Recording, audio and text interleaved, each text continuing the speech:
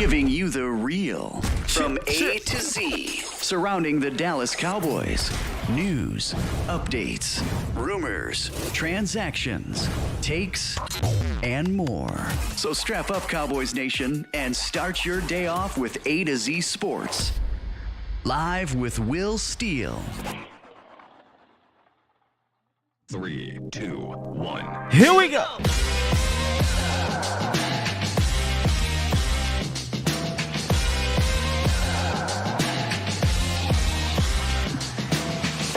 Good morning, good people. Welcome to A to Z Sports Live, presented by the Cochran Firm and Boston Scientific. We stream it live on YouTube and Facebook. I am your host, Will Skywalker. Still, boom! I ain't forget about y'all. Running a little bit behind, but I'm trying to put together this nice show for y'all for this Tape Tuesday. God, I love these Tape Tuesdays, man. I got a good one. You see it down here. Schematic pieces are on the board. We're going to take a look at the Cowboys offense from that Sunday night game. And I'm not saying this is the final piece to unlock the offense or whatever, but this particular thing, I think, is kind of the final piece laid out in front of Cowboys fans, in front of Kellen Moore. And now all you got to do is find them, put them together, and that is your identity, your final form identity moving forward. So we'll dive into that. I got Sky Optics we'll take a look at prior to the film room when we jump into the lab. Plus, in the roundup, the Cowboys get back a few players, or a player. Let's just say a player. And then we may possibly be getting another player, but we'll see about that one there. In fact, let's tee that up real quick. Before that, if you want to call into the show, you can. 351-999-3787 is the call-in line. Now, this gentleman came in to Dallas yesterday, and the Cowboys rolled out the red carpet for him. You know, Michael Parsons, as you see there, Trayvon Diggs was with them. The media was hounding him. I'm a little torn on this situation because on one hand, I get it, right? Like Odell Beckham is Odell Beckham. You know what I mean? And if you get him on this team, this will clearly help your team at some point, right? You would think that. On the other hand, why are we doing all this in the middle of the season, man? It's just so weird to me. It's strange. You're in the midst of a 9-3 season. Your offense has been killing it. Not saying I'm all for adding extra pieces. Y'all know that. I'm all about adding talent. But it just seems like we're grasping for something. Oh, we're grasping. Let me say that. It seems like the Cowboys are grasping, and they don't need to. Am I looking at this wrong? Right, man. It's like, do we look desperate here? This is a bit much, man. It's one thing where you're on the Twitter. Hey, come on through. It's just a tweet. They ask you the question. Oh, yeah, I'd love to have them. Thanks. It's December 6th. Say March 13th. Just weird. I could be looking at this a bit wrong, but it feels like it's a bit extra to me. That's all. It feels a bit extra. I'm not saying this is a distraction. I'm not saying this is going to be a distraction on Sunday against the Texans, right? Like if it's one team that, if there is a distraction, it shouldn't matter against Houston. At the end of the day, though, this is the NFL.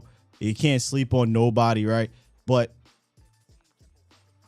am I looking into this a little bit too much? King Element, if it works, F it. I feel you. What y'all think about this whole bringing them to the game, walking in? They looked a little weird, man. It looked a bit forced to me. What y'all think about this one here? It's extra, Aaron, for sure.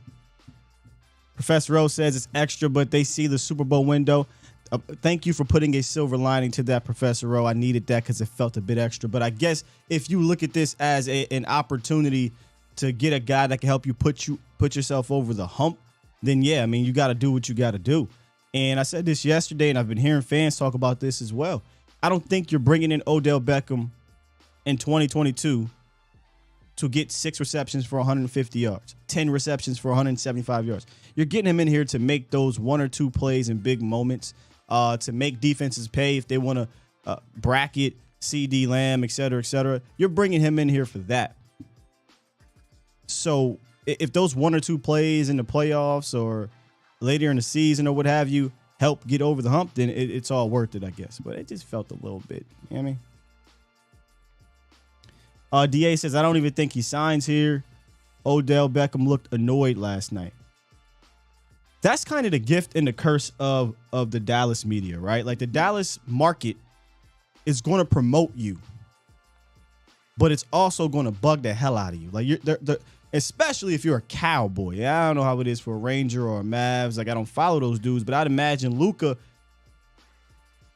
gets put in a different light being the star of the Mavericks, which is like the little brother of Dallas media compared to Dak Prescott or Ezekiel Elliott. You do so, or Trayvon Diggs, you do something wrong on the field, on the court, whatever. As a Cowboy, the media is different. The media pressure is different. And not just the local media, but the national media. So maybe Beckham might look at this and be like, all right, it's a bit too much, you know? Alex said he looked like he enjoyed every minute of it. I didn't watch it. But you know he probably is loving this whole recruit me type of thing, right? I'm pretty sure y'all know that. But yeah, I just wanted to start off with that because let's get that out the way. Listen, we kind of hit this Odell Beckham thing. We took it to the top here a week or so ago, and now it's like, all right, if it happens, cool, let's do it. But yesterday, you know, that happened, and we had to bring it up here. But now it's time to get back into Cowboy stuff. Oscar said, especially Clarence Hill. I heard about that. I heard Clarence Hill was hounding Odell Beckham, man. But hey, man, they gotta do what they gotta do. Trey said, bro loves that celeb BS. Yeah, he's a celebrity. He's a diva. Let us just be completely honest, man. Most receivers are, but he is the embodiment of a diva wide receiver. As long as it's not in a negative light anymore, or in a locker room or for the organization, and no one cares. But he's every bit of a diva, man. You know that. So we'll see what happens.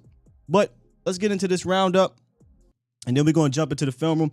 We got a caller on the line, so maybe we'll do a couple calls prior to jumping into the film room and Sky Optics. But got a really good one today, man. I'm excited to talk about this because I think it's all there for the Cowboys, man. It's all there. It's now just a matter of Kellen and Dak putting it together each week, and I think they got a really good shot here. I'm gonna just say that. Here we go. It's time! It's time! It's time!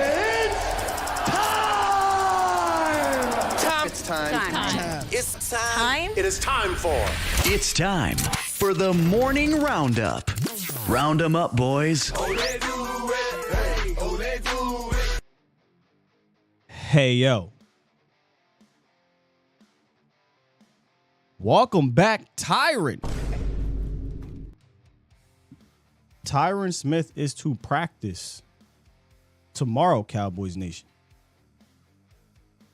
Per Michael Gelkin, Cowboys left tackle will practice Wednesday in the start of his 21-day practice window.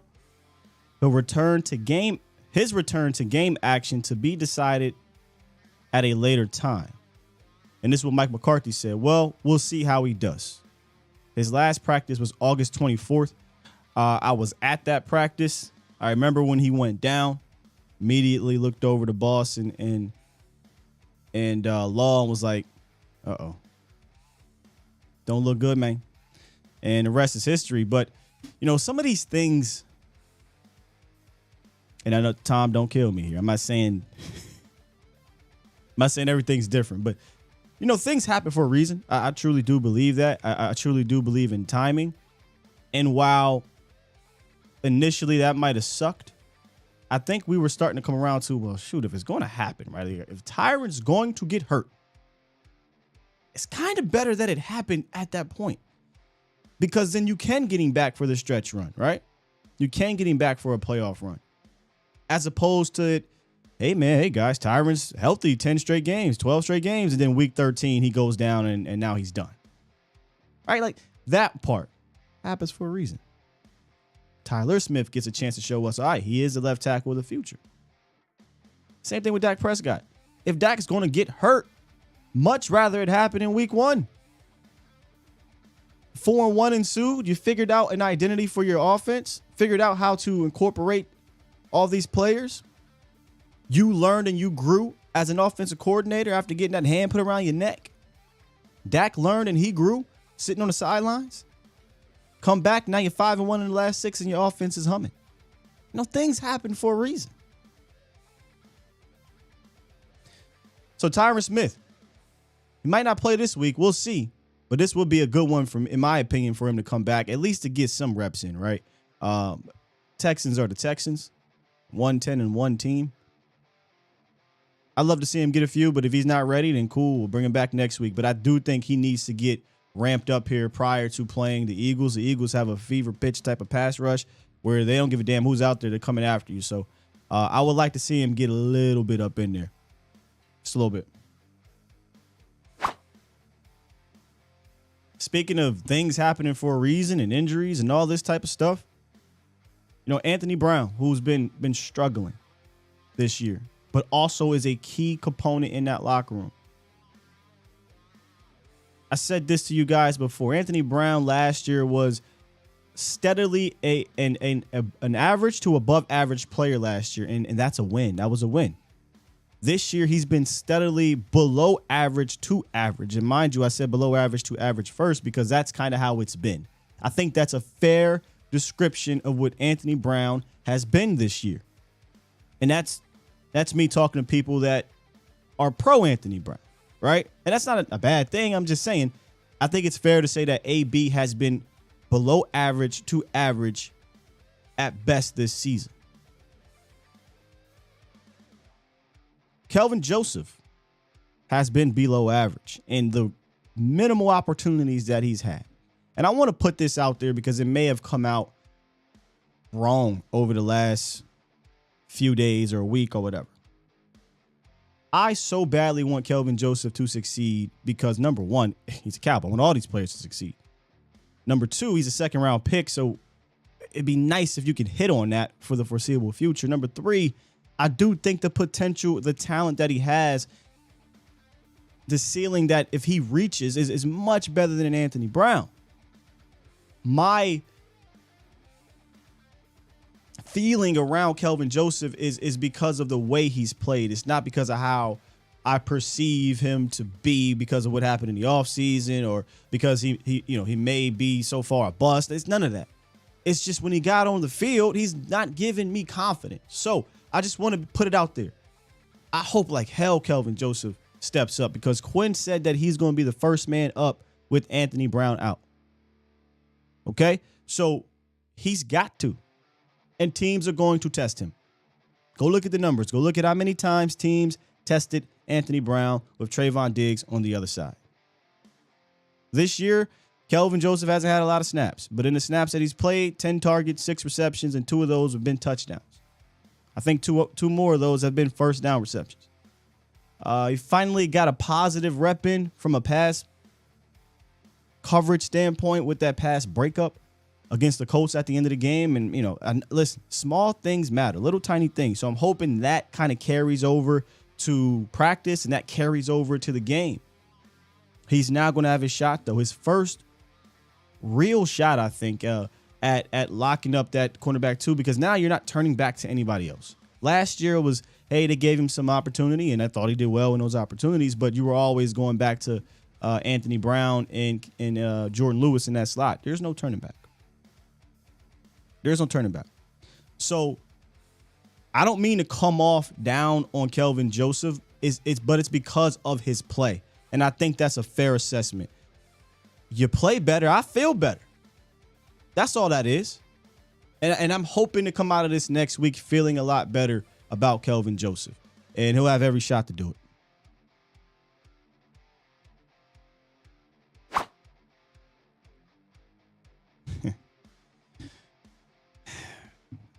I am not going to get riled up about this situation. I wanted to bring up CeeDee Lamb in the roundup because it flows perfectly into our offensive film room today, y'all. And if you don't know what I'm talking about, good. I'm glad you don't know what I'm talking about. Kellen Moore spoke about CeeDee Lamb yesterday and called him steady and consistent. And he has been. Now, I was supposed to go compare this to last year to our other number one wide receiver that we had last year, but I didn't do it. But steady and consistent is a very good term to describe him. And I want to give a shout out to, I think it was Reek, who called him a growing number one wide receiver. I love it because that's what he is. He is a number one wide receiver. That's not even debatable anymore, but he's a growing one. I think that's amazing. That's great. Because he has not hit his ceiling yet. He hasn't even hit his ceiling in his offense because I think we're finally seeing Kellen Moore learning how to use him. But if I'm not mistaken, CeeDee Lamb has 70 yards in 8 of his 11 games. That is the embodiment of steady and consistent. He only has, I believe, 3 drops on the season, which is far less than some of the better players, as they say in this league. And he's making big play after big play. He's making big play after in big moments. He's coming up big. Kellen Moore had this to say about him. It's just been an awesome, steady climb. He's made some big plays. I think he's become so steady and consistent. The back part of the season has continued to build this thing. 100%. I feel like they're learning how to use them. And apparently what I learned yesterday is that that's actually a problem. I learned yesterday you get docked as a player for your coaches putting you in position to succeed. That's just weird. It's weird to me, man. But we're not going there. We're not doing that. I'm done with that one. I'm done with that one, Cowboys Nation. I just find that interesting. Let me read these super chats real quick. Super chat. King Element with the perfect troll chat or super chat. Is Lamb a number one though?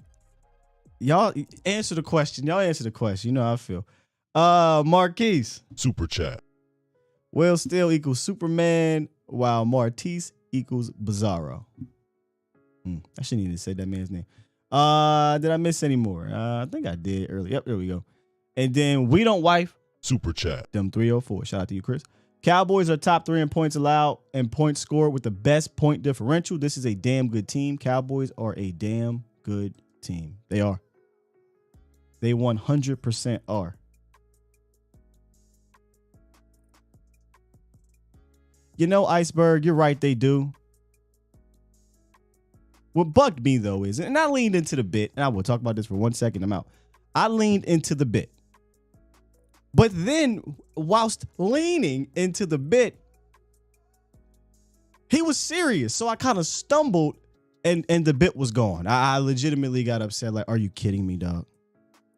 What more do you want this man to do? But I digress. I'll leave it at that.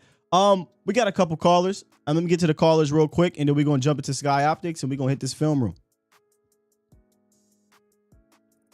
Post of the Nation hotline. Make sure y'all call in 351-999-3787. It's presented by the Cochran Firm. Since 2005, my guys Larry and Brian have been holding down, protecting, and serving this DFW area community. Y'all saw me there on Friday. Y'all saw I had Better Call Saul on air. You know he talked about how Cochran cares. Good people down there, man. And if you ever are in need of anything from a legal standpoint, they will help you, especially in this DFW area where it's a ton of accidents that go on around here, fender benders and serious ones. Hit those guys up at 1-800-THE-FIRM or contact them at CochranTexas.com. It's a free consultation, and if they do not recover any money, they charge you no fee. That's 1-800-THE-FIRM or CochranTexas.com.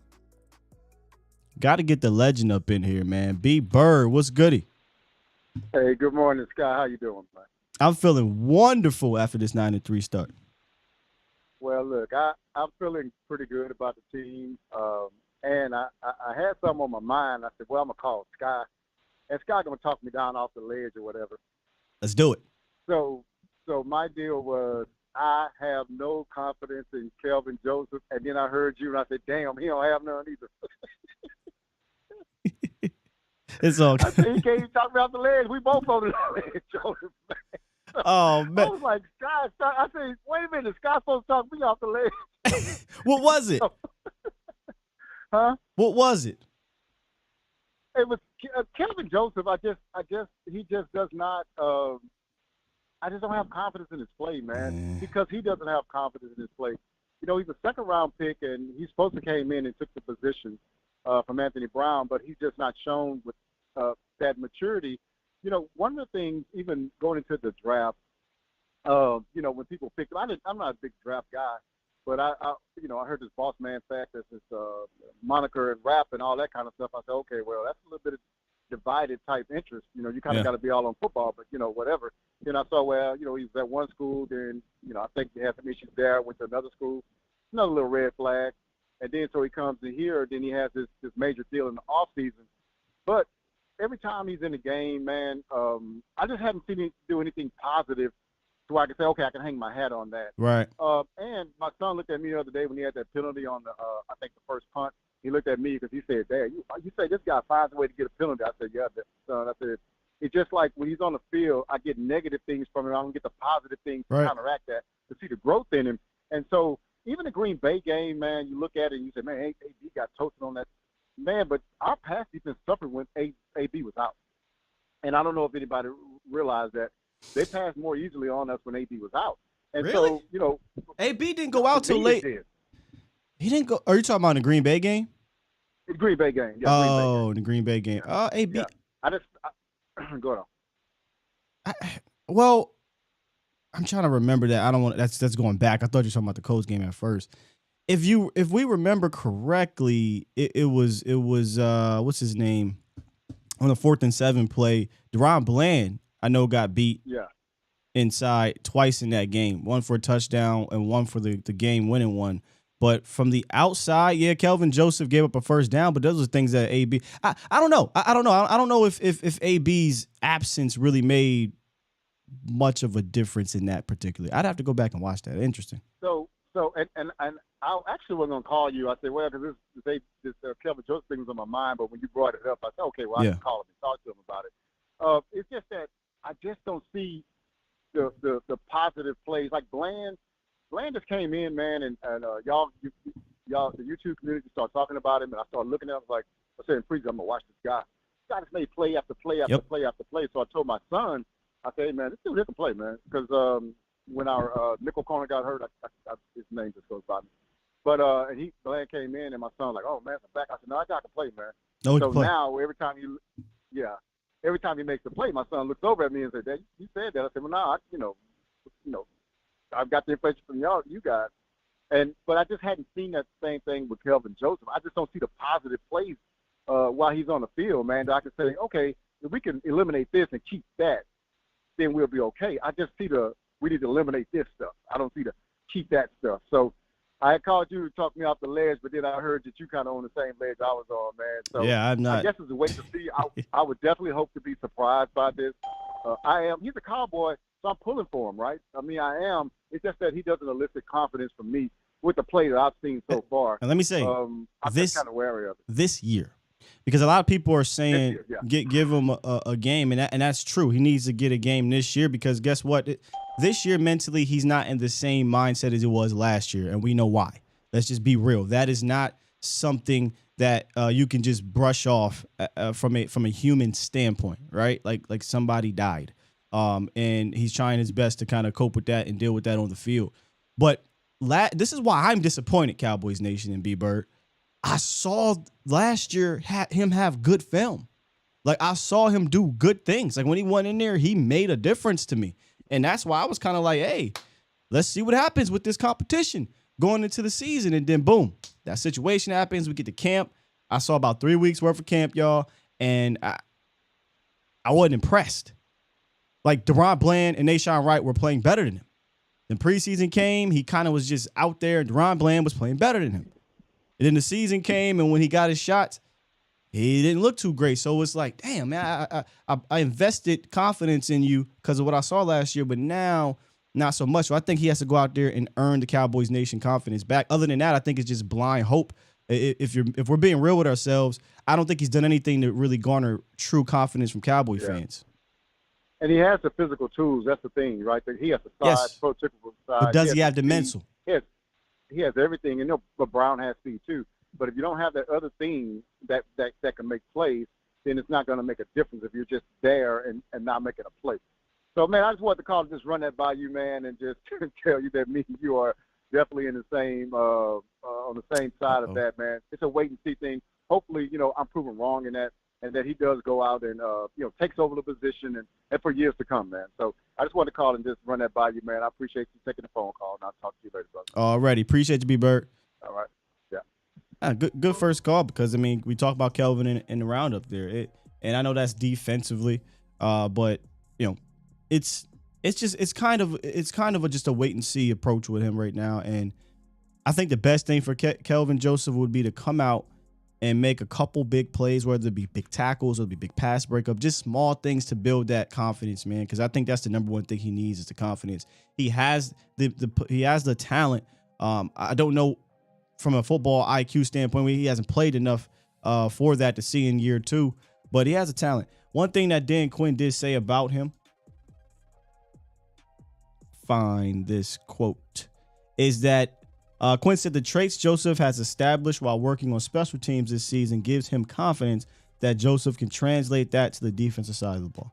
So, we'll see if that happens. 704, what it do? Hey, how's it going, Scott? What's up? Well, there's something I wanted to bring up, something that you had mentioned on your the show yesterday, and then also something earlier today when you were talking about it feels like we're kind of grasping for something with the wide receiver OBJ. Mm-hmm. Something you said yesterday, how CD was playing the motion a lot, the slot, your yak guy, and the way I see it is, he is that guy. 10, 20 yards, he's going to be your yak guy. He's going to take it further out. The way I see Gallup is, he's your sideline catcher, jump ball in the end zone. So my thought is, who's your deep threat? And I feel that's why Cowboys are kind of pushing for OBJ. But I don't know what your thoughts are about that. No, you're absolutely right. We talked about this throughout the weeks. It's clear why they want to get this guy, and it's all about their 11 personnel package. And you just stick around. Who I got on the line? What's your name? AJ. Torres? Yeah. What's good, AJ? What's going on? I didn't know that was you. You stick around for the film room. You'll see exactly why I think that he's needed, because in this 11 personnel package, there's one thing they do particularly well, and when it works, and that's move CeeDee Lamb around. But when they don't, they're having issues. So I think they want to bring in Odell Beckham to help out with that package and potentially take the top off the defense type of thing. And they have a guy that can go deep, but they don't use him in that way. But Odell's different, right? Odell's a true wide receiver as opposed to the Cavante Turpin. So yeah. They absolutely want to bring him in for a reason. And that's another reason why I'm excited, because I know not too many people are high on him, but James Washington, watching him play in some of the Pittsburgh games, watching him get deep and open, I mean, this dude was getting 3-5 yard separation. I believe him with OBJ can take it off the top, and then Gallup and our tight ends and he can kill the middle all day. Yeah. No, I don't disagree. But I just wanted to bring up, when I said thank you for everything you do. What's up, Bomb Squad? I'll let you go. Appreciate you, AJ. One of the day ones right there. I get you off here. We're starting to get a little bit crowded on the lines. This is no disrespect. Do I even have that? LaDonna? Who in the blue hell are you? I don't recall you being around here often. With all due respect, miss. Nothing about this is negativity. This is. Are you new here? Real question. Are you new here? If you're new here, we'll let the Bomb Squad deal with you. But what do you think this is here? Don't watch film, ma'am. You see what this is called? It's Tape Tuesday. You knew it was coming out just because I see y'all going like, who is they talking to? And I'm reading the comments and I'm like, okay, so you said it's not about Kool-Aid, but you don't have to down the player. Down the player? Are you listening? Every chance you get, either like, damn, you would think he not a Cowboy. All right. I see what type of fan you are, Donna. Appreciate you being here, Donna. We could get one. All right, somebody left out. We'll get one more in, two more in, then we'll get to the film room. What's good?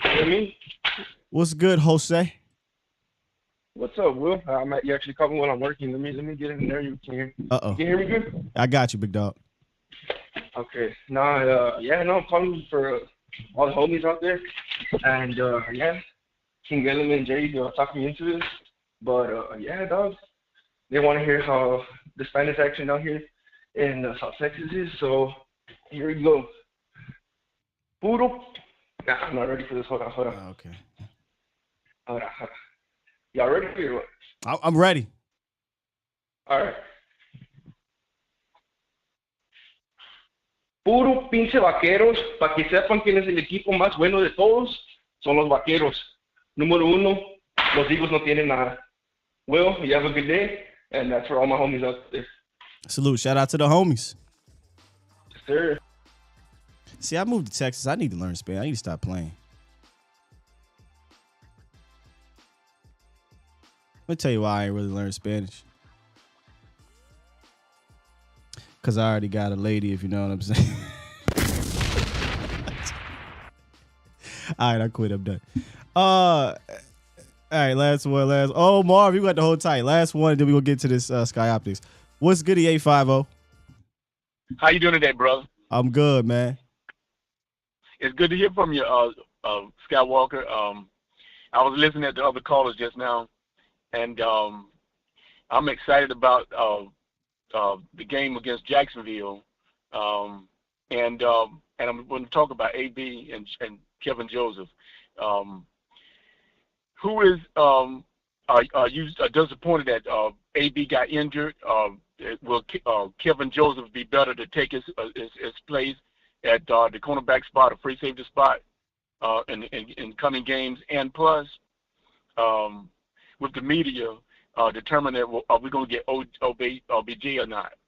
I think we can win. I think we can win without him.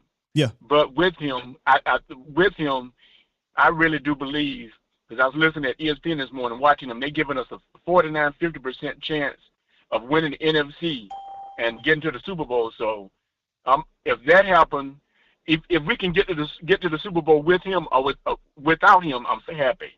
And I'm going to the game. This will be my first time seeing the Dallas Cowboys in real life. Hey. Skywalker, I'm so excited.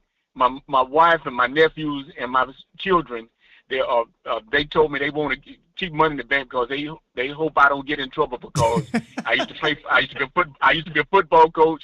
I was a high school referee, and now I analyze on my YouTube channel. They hope I don't get in trouble by when I get to the game and get so excited that I get mad with a play calling or coaching or something like that. But other than that, I'm excited, Skywalker. Blessings to you, brother.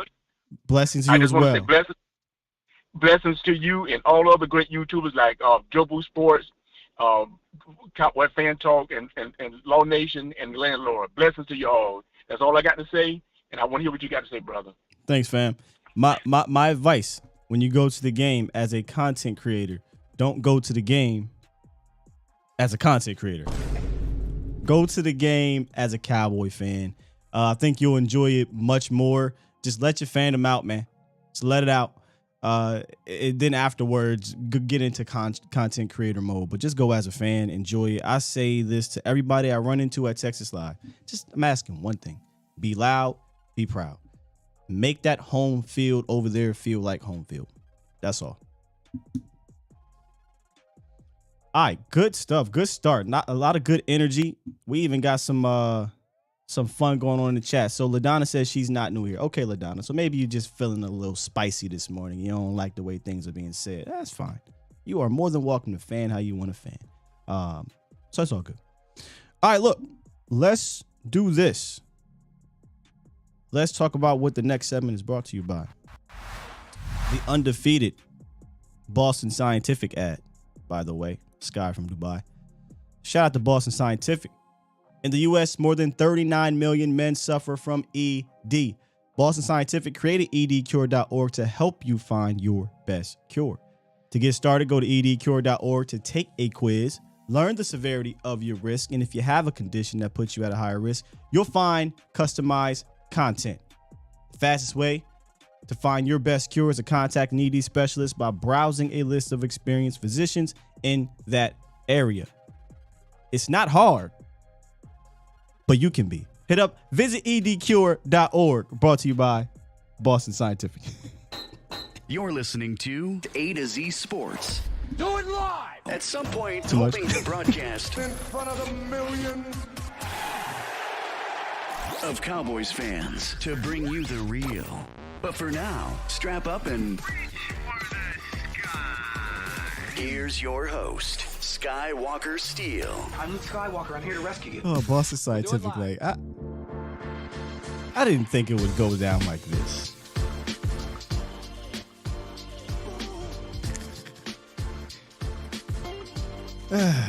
Well, I'll tell you this.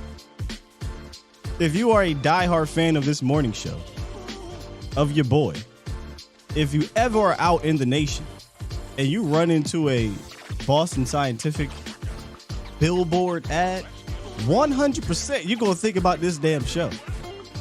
You're going to think about edcure.org. I'm just saying, we're doing a damn good job selling this thing.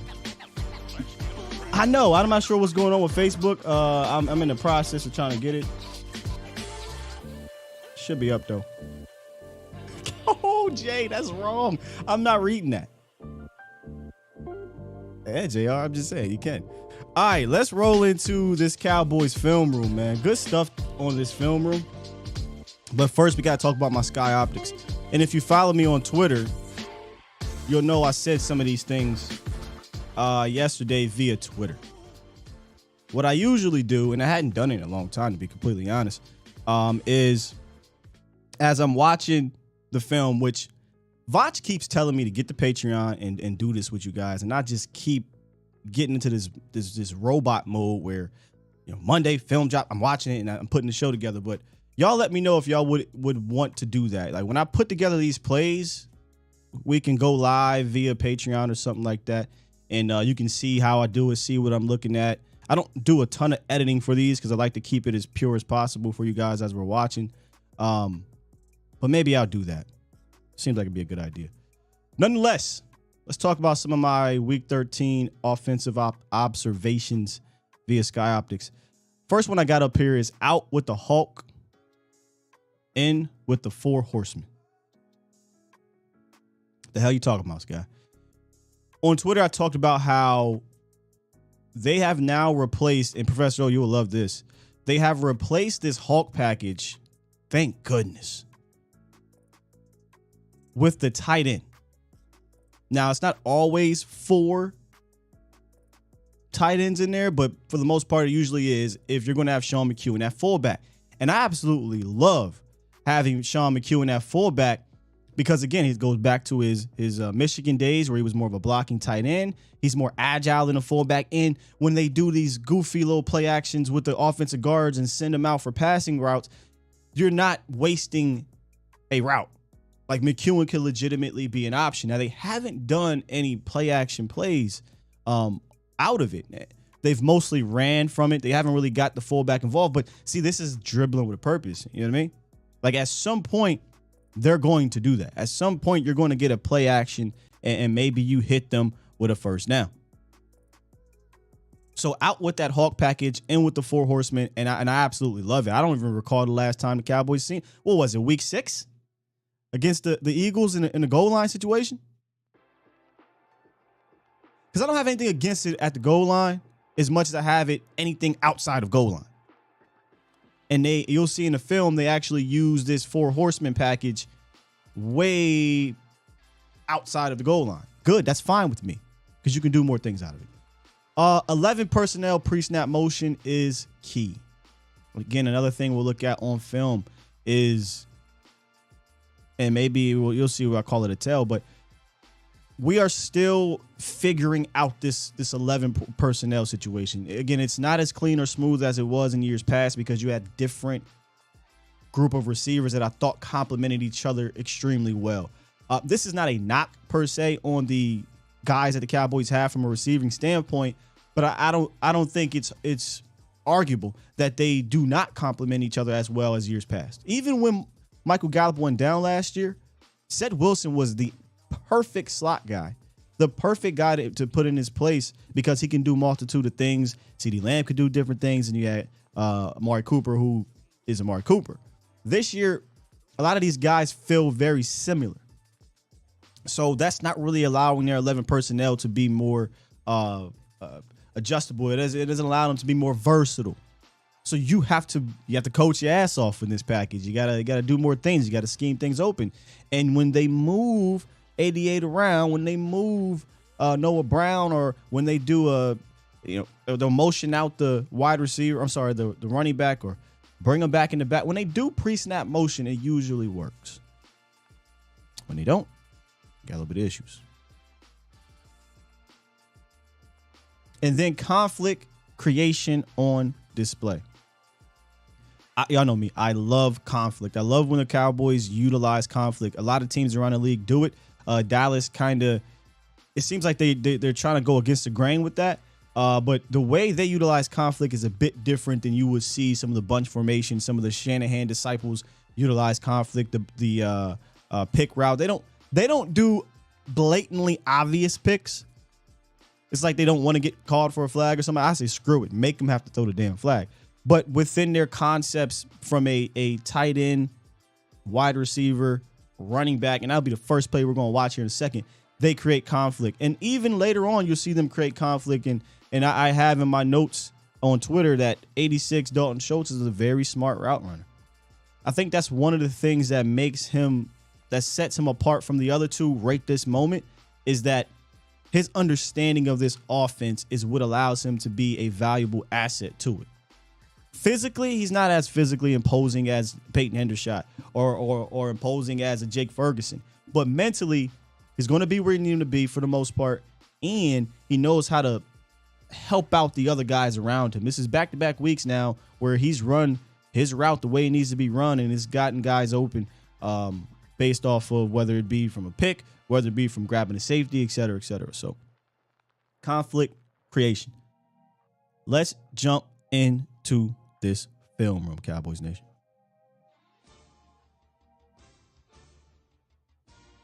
And look, what do we have here? The very, very first play is exactly that. Conflict creation. Now, one of the things that I brought up yesterday or on post game, and then I realized as I watched more, there was a lot of 11 personnel as opposed to the 13 and 14 and 12 personnel sets that we were accustomed to seeing. They did run it. They opened it up that way, but it was a bit more of this. But I wonder if it was purposeful. CeeDee Lamb in the slot. You're going to get CeeDee Lamb on a move here, and they're going to create conflict right here. And you're going to get 20 right now is what I call it. Here's the conflict right here. Tony Pollard right now. This is a design play. These are things that I love. If I could put a big heart right here, I love this because these are quick, easy ways to get your offense in a rhythm and in a flow. If I'm not mistaken, this was on the second drive. I would love to see them do this more often to open up games. It creates conflict. It's easy pitch and catch stuff. Let's get it again. CeeDee Lamb on the move. And what you're going to see is that motion triggers them and tells them what we got here. Either they're going to be in man or going to drop in zone, but it really doesn't matter because it's about getting this. You can sense CeeDee Lamb knows this ain't coming to me, but I got to help create this conflict. So he sits down, And this is what I mean by smart route running. Watch Dalton Schultz.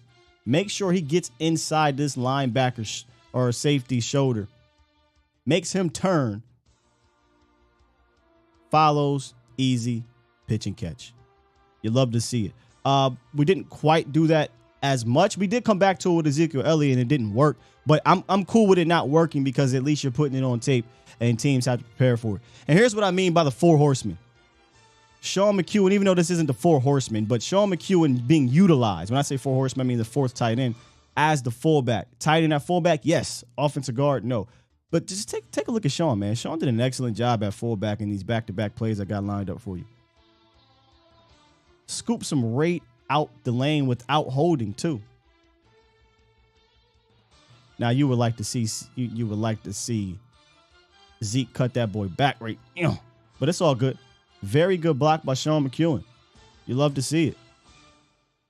They said, okay, that worked. Let's go right back to it. Keep your eye on Sean McEwen right here, number 84 at fullback. Look how much faster he gets to the line of scrimmage. Boom.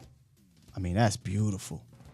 Not saying that 66 offensive guard or whoever, Fournier, whatever. But I mean, boom. Just pushes him out the way. Now, I mean, eventually pushes him into the running back, but that's not Sean's fault.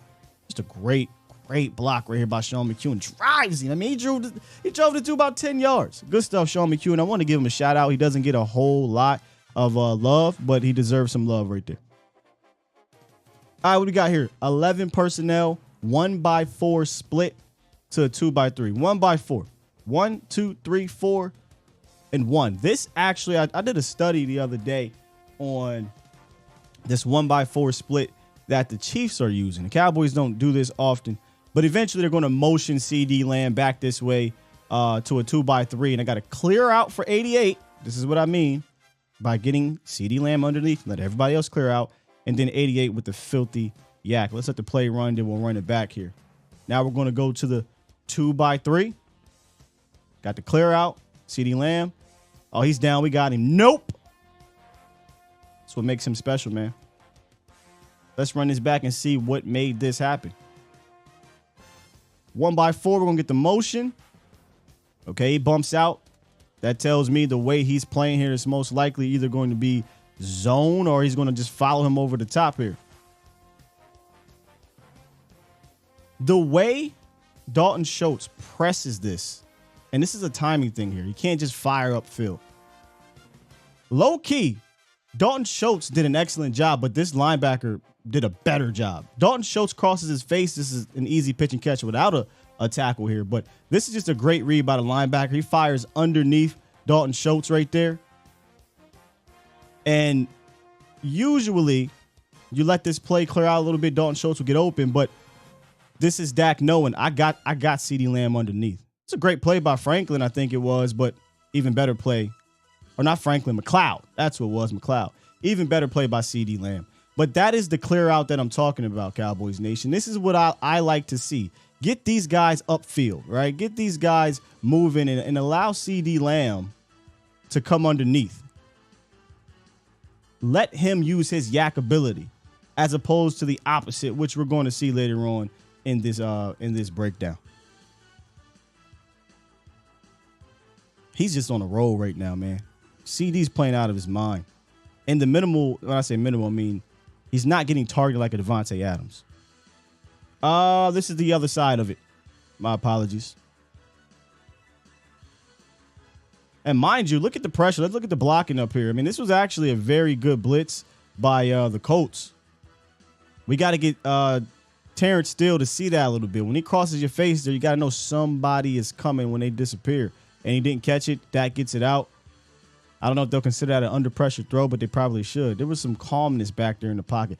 That's one thing. Y'all let me know if y'all see this. Dak seems a lot more calm back there.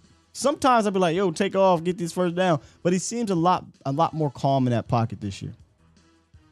Okay, so these next series of plays is going to be Tyler Smith at left guard, Jason Peters at left tackle. The reason why I had to start off in this wide view is because Tyler Smith right here just drives my man out of the screen from the other view.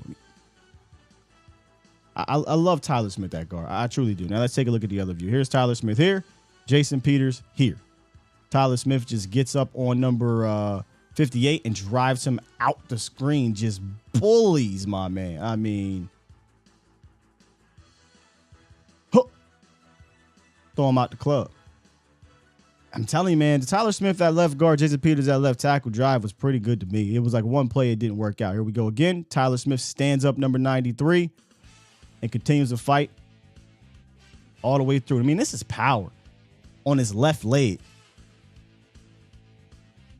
This is power. And then you get Jason Peters to the second level right away. Him and Biotish. That's a good win right there. It's a good win. Let's take another look. Tyler Smith, left guard. Jason Peters, left tackle. Now we're pass blocking. Nothing. I'm just saying, I like the potential, and I know McGovern's played better, but you put Tyler Smith at left guard, I think this makes your team a little bit better, man, especially when you get Tyron Smith back. Here we go. More Tyler at left guard, Peters at left tackle. What a, man, this is beautiful. This was a beautiful way to pass this off. You're going to get a stunt up here. Look how he did that. Textbook. That is textbook. And this is, I think, the benefit of having a veteran left tackle over there as well. That's a good kick step by Jason Peters as well. I mean, listen, Tyler got it made. Jason Peters and Tyron Smith is going to be playing next to you. It's beautiful. All right, back to some schematic things here. 88 once again on the move out of 11 personnel. Create conflict with Michael Gallup. Yak chance, yak ability. You'll hear me say this a lot because a lot of people get on Dak Prescott about not giving his guys opportunities to get yak. He's done that a ton this year. He gives them a chance and he gets the ability. Lamb on a motion. There's the conflict. Right away, Dak is already loading up to throw it. Gives him a chance for yak. Not even just the first down, but a lot more. I mean, this is how you draw it up. I mean, this is really a timing-based situation. But, again, take a look at the conflict that I'm talking about here. This is purposeful. This is on purpose. We're going to try to get upfield, and we want him either to shoot under, and he misses, or come over the top, and that gives a clear, easy throwing lane to CeeDee Lamb, and that's exactly what happens here. There's a conflict, makes him have to go around. This cornerback's not going to come off of it, and you got an easy pitch and catch, and you get some yak ability because they gave him a yak opportunity. I know this is wrong by saying just Tyler freaking Smith because Zach Martin does a great job here too, but keep your eye on this man and what he does to Yannick Ngakoue.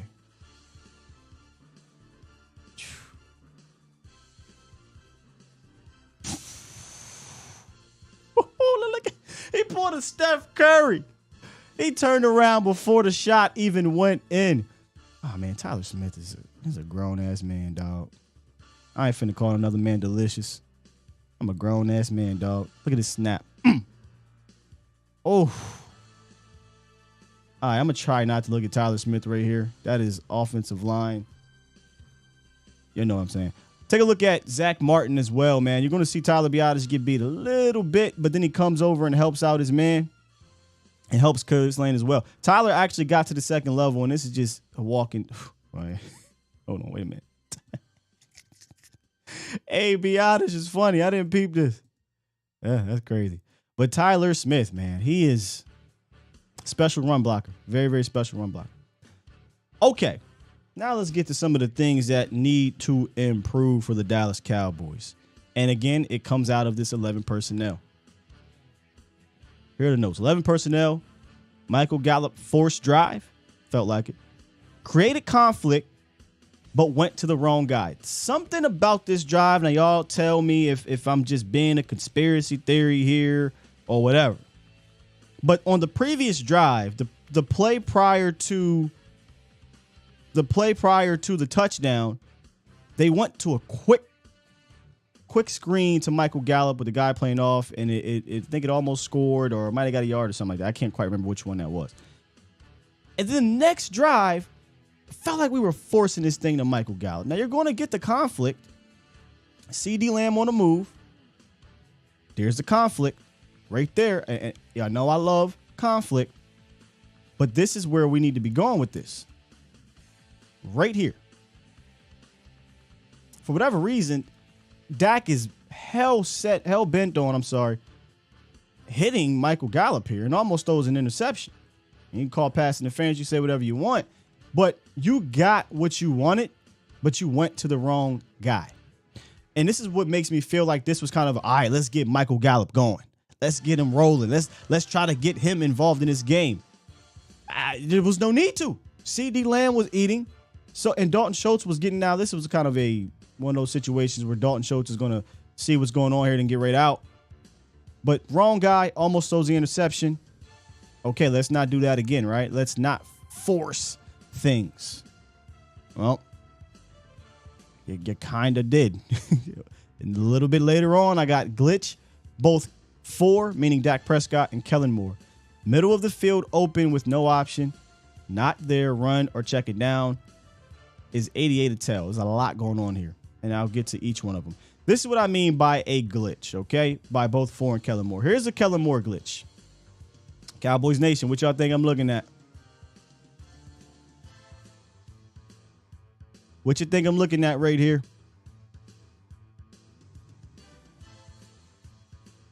We do this maybe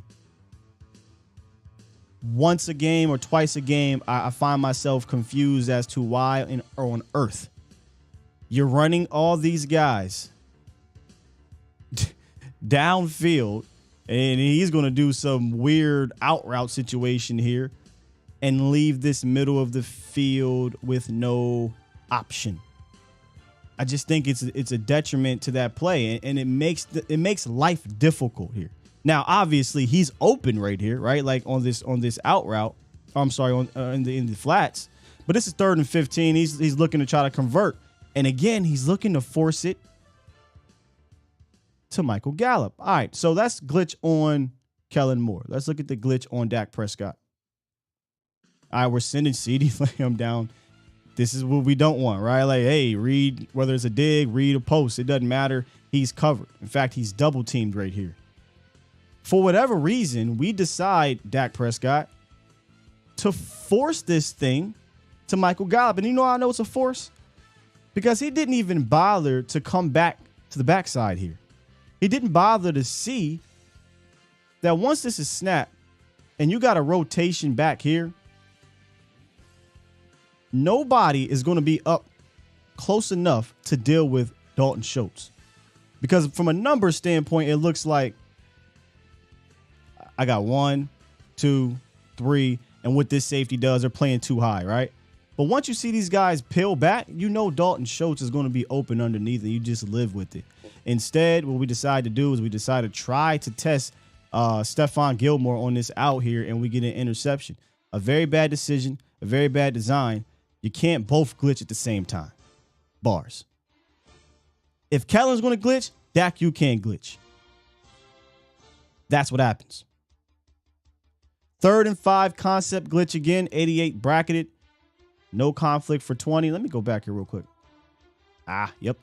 So you're probably like, well, Sky, you didn't get to 88 tail. This is what I mean by 88 tail. Did you notice he's not in motion or anything like that, but he's lined up in that slot? 9 times out of 10, if he's lined up in that slot and he's not going in motion, he's just running straight up the seam.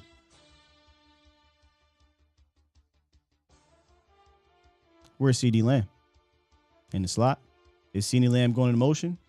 No. He's not going to run up the seam, but he's going to get bracketed, I believe, in this one. No conflict for 20. 88 gets bracketed. Mind y'all, this is 3rd and 5. We're motioning Tony Pollard out wide, and he's running a comeback right here. Here's the bracket coverage by CeeDee Lamb. This is an opposite hash, opposite throw. The cornerback is actually sitting on that. He's waiting for you to go ahead and throw that so he can come down on it. But this is what I mean by no conflict for 20. Let's run it back. If you're going to motion him out here, in my opinion, you need to get something going here, and he comes up and comes right underneath that and gets an easy first down. Why on earth we're just going to waste Tony Pollard out here and run a comeback and send him up the seam. This does nothing for you. In my opinion, this is wasted. Because number one, all right, Dalton Schultz up the seam. That has to be a dart throw. He's not going to get a ton of separation. Number two, all right, we're going to get a comeback route to my running back wide. I'll live with that chance all day tomorrow for as long as it's going to take for the ball to get there. So you pretty much eliminate this side of the field. Now let's see what happens to CeeDee Lamb. We try to get CeeDee Lamb involved here. Bracket coverage. Nothing is really there. And we get a sack. I got this as a concept glitch. I don't like to see them do this and waste an opportunity to get our guy, Tony Pollard, involved underneath. Here we go again. 3rd and 9. 88's on the move. Great scramble drill here. Yak chance. Yak ability. Want to talk about what CeeDee Lamb does to people? This is what CeeDee Lamb does to people. Let's let the play run and we'll run it back. Dak Prescott on the move is still a very dangerous weapon, Cowboys Nation. Let's run it back and see how it happened. Watch what CeeDee Lamb does to the top of the screen here. Come on, man. This is what wide receiver one do. They make you send 2 or 3 people over there. But this is a great scramble drill. Michael Gallup, Dak Prescott have that scramble drill connection. Keeps him going. Goes a dart on the move. Touchdown. You love to see it. Let's take a look at it from the other angle. Dak could have stepped up here. I actually like when he moves and guys are moving with him now. Tutty. Once again, 88 on the move. There's a stat out there. CeeDee Lamb, one in motion, I think, on something like 42% of snaps. That was a career high. Don't stop doing that. It works. It puts you in conflict. And this is their bread and butter. When they motion CeeDee Lamb, and this is what I love, man. They're learning. Normally, they'll send CeeDee Lamb up here to run that post corner post, whatever, and that's fine. That works as well. But watch how they get everybody upfield, and you create conflict. You got conflict here. He's going to run up the seam, make this linebacker come all the way across, or safety. I think that's safety McLeod. And CeeDee Lamb's just a grown-ass man, dog.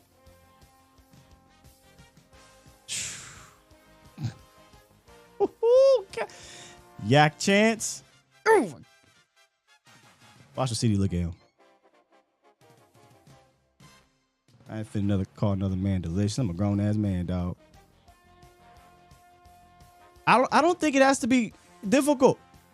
Send guys up to clear things out and let CeeDee Lamb work underneath. I don't give a dang if it's 3rd and 9, 3rd and whatever. He has the ability to do that. Good block there by Ezekiel Elliott, too, at the end. And this is just classic. This is how you use these. Look at it. It's the beautiful fade, man. This is how you use these two guys. This is back-to-back plays. Get CeeDee Lamb going underneath. 1st and goal. I'm throwing a fade to easy money.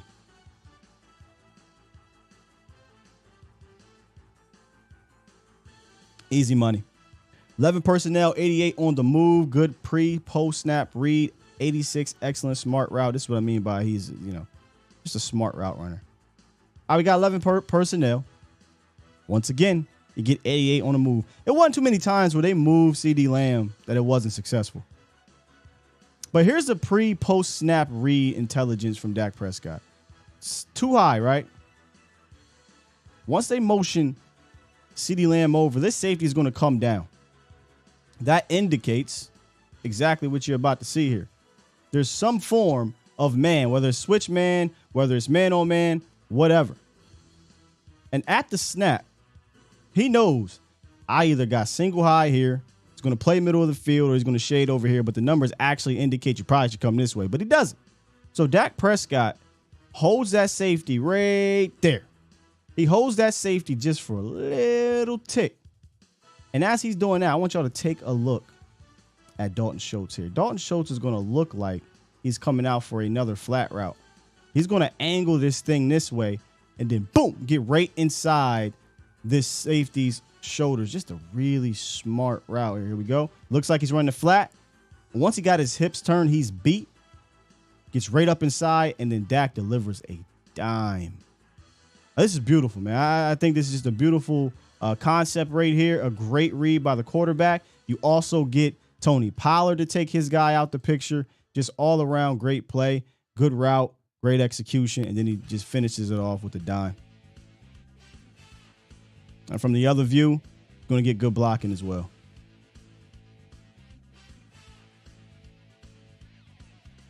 It's good stuff right there, man. A little upset because I thought I had the Tony Pollard run in here, but apparently I don't. I really wanted to get that. But that will do it for this week's film room. Goes back to kind of what I said at the top of the show. What it says down here on the screen. The schematic pieces are on the board. And I'm not saying that moving CeeDee Lamb around 42% of the time, you're going to do that every game. But what I am saying is, and you haven't done it, but what I am saying is that part of it, I think as you could see there, can unlock your 11 personnel package as it is right now. Now, things may change. You may get Odell Beckham back. You may get Odell Beckham. And if you get an Odell Beckham, maybe you don't move CeeDee Lamb around as much, but I would say don't stop doing it. Do what works. That works. So let's recap this thing. You have a scheme where a concept where CeeDee Lamb moving around is great for you. You have a concept where your tight ends, 2, 3, whatever, it's great for you. You have a concept where your run action, your play action, your boots, your way to disguise your tight ends coming from one side to another, using Peyton on the side. Your tight end 4 horsemen works for you. You know you can run the ball. Something I said on Voch's show yesterday. What that proved to me is that nobody can stop you from running the ball but you, Dallas Cowboys. Nobody can stop you. That wasn't a bad run defense. Active linebackers, fast linebackers. One of the linebackers is top 3 in average depth per tackle, if I'm not mistaken. I think it's EJ Speed. They were only giving up 3.8 yards per carry. He ran the ball for 200 yards. So you can run the ball. You can use your tight ends. You can move CeeDee Lamb around. That works. You can use Dak's legs. That works. You can use Michael Gallup on fade routes, on drag routes. Use his body, right? Use his strong hands. You have all the schematic pieces on the board. You've shown throughout the season, in different parts of the season, that these schematic pieces work. Now it's about seeing those pieces laid on the table, putting them together and saying, this is who we are. This is who we are. And we don't need to deter from it. We don't need to be cute. We don't need to try to, we're going to trick them this week. But be you, because you have enough in your bag that when you are you make them have to adjust. And when they decide to adjust, you duck and you hit them with a strike, or you hit them with a heavy haymaker, and you knock them right out, kind of like you did here against the Colts. So the schematic pieces are there, Cowboys Nation. You add Odell Beckham, that's all fine and dandy and fun.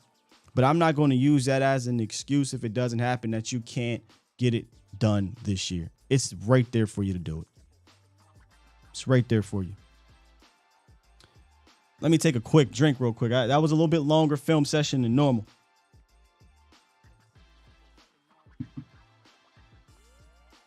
And let's get back into this phone lines.